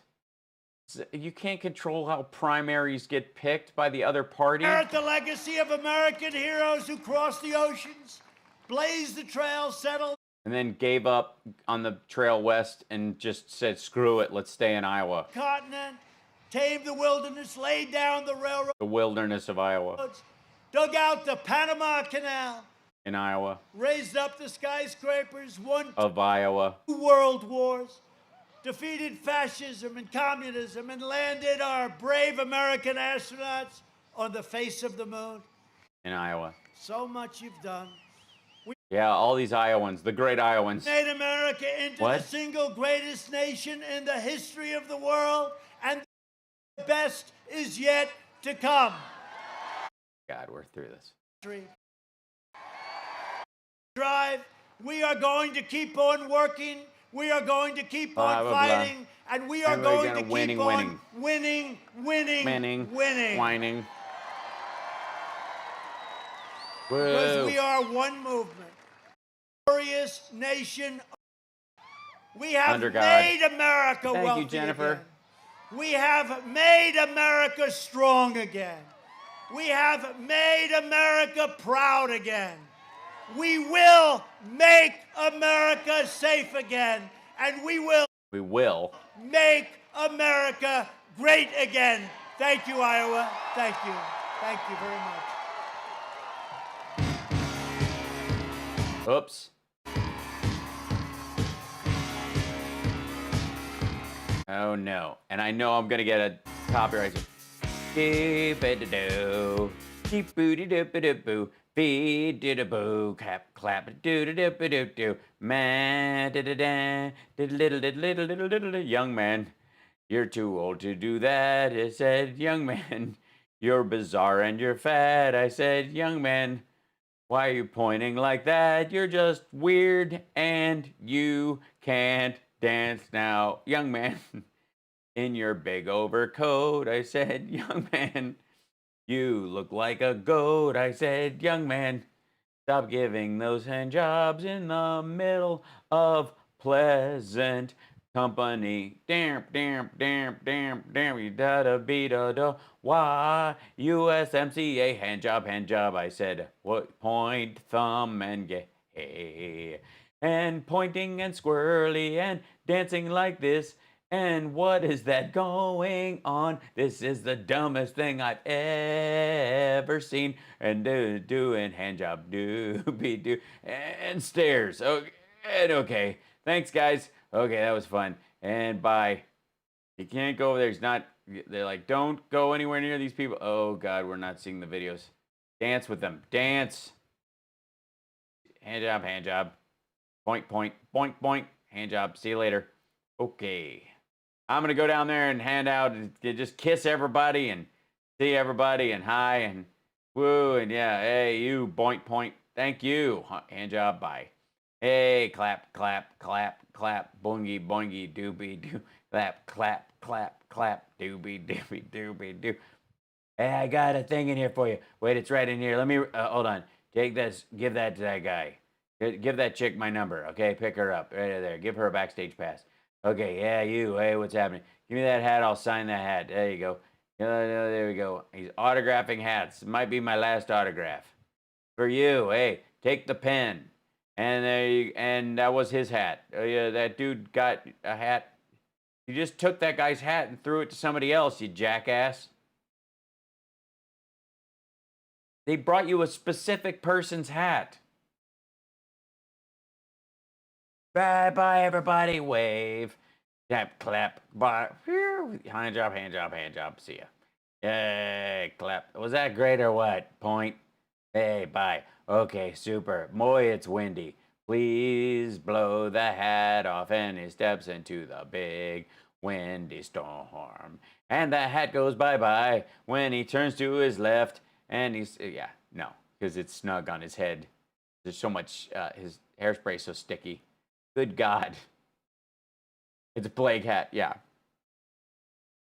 COVID for you, and COVID, there's COVID under your seat, and COVID under your seat. Is he walking in the right direction to go to the plane? Is he just wandering off into the tarmac? What's happening? And he goes back up. Okay. Nope, he just, Mr. President, yeah. Plane's over that way. Yeah, you guys get over there. Stay away. He does this sometimes. He just kind of wanders around on the tarmac. Yeah, just let it, there he goes. Yeah, we don't know. Yeah, we're waiting for the Iowa delegation to catch up to him. Mr. President, this way. Where's he going? Why are you walking? Hello? Don't get in his way.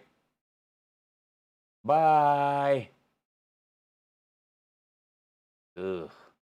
This is why he wanted the hat. Because it's so windy, he didn't want to walk up the steps and have the same thing happen to his hair that happened last time. This is so... Okay, so now... And they've...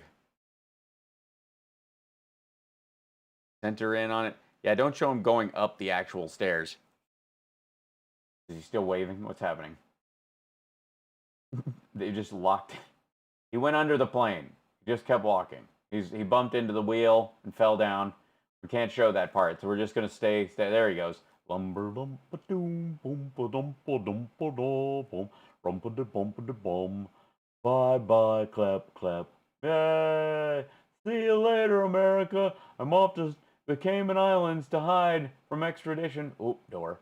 Hi. Okay, yeah, I'll go that way. Rumpa-dumpity-doo. Don't close that behind me. Can you believe those assholes? Gotta get out of here. All right, that's it. End of the show. I gotta go. You guys are wonderful. Cheers. Hold on. Whoops, I didn't want to jump out that quickly. There we go. Thanks for joining me. God, this was a long one. Holy shit. And everybody's gone already. Look at this. Look, these people bailed so fast. Look at this. Remember last night when they stuck around? They had the video coming or whatever. Look at this. They're just bailing the hell out. Yipes. I guess they're technically only paid to be there until he gets on the plane, and then they can go freely. Jesus. Yeah, so anyways, have a great night, folks. I will see you tomorrow. Bless you for coming. Thanks, everybody, for being Patreon supporters. Thanks, everybody. This was a long one. Christ almighty. It's the lateness of these gatherings that does it. Maybe the next one will be closer, and therefore, you know, or the next two, so they'll be more in my time zone, perhaps, and start a little earlier. But appreciate you guys. I will see you tomorrow. Yeah, look at them getting the hell out. I mean, it's an early night for Iowa. Let's be honest. It's not their thing. Oh, God. Charisma pronunciation thing is going to be classic from this one. I can just tell. All right.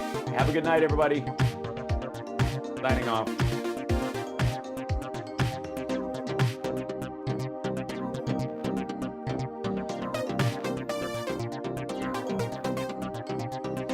So-called people that are looking. I had to beat off. They're genius. They get it better than these guys that are looking at stuff. Man's got to know his limitations. That's great psychology. Why don't you just say something bad about my mother?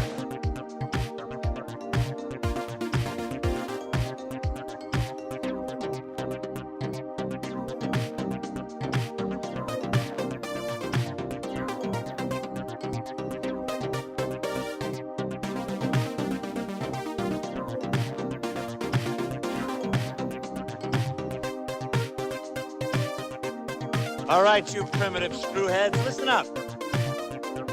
I had to beat off. People coming over with bags of soup, big bags of soup. Captain's log. Captain's log. We're going to be appointing very pro-crime judges. They don't like the gas. They don't like tank of gas. They're not allowed to be offensive, unfortunately. I had to beat off.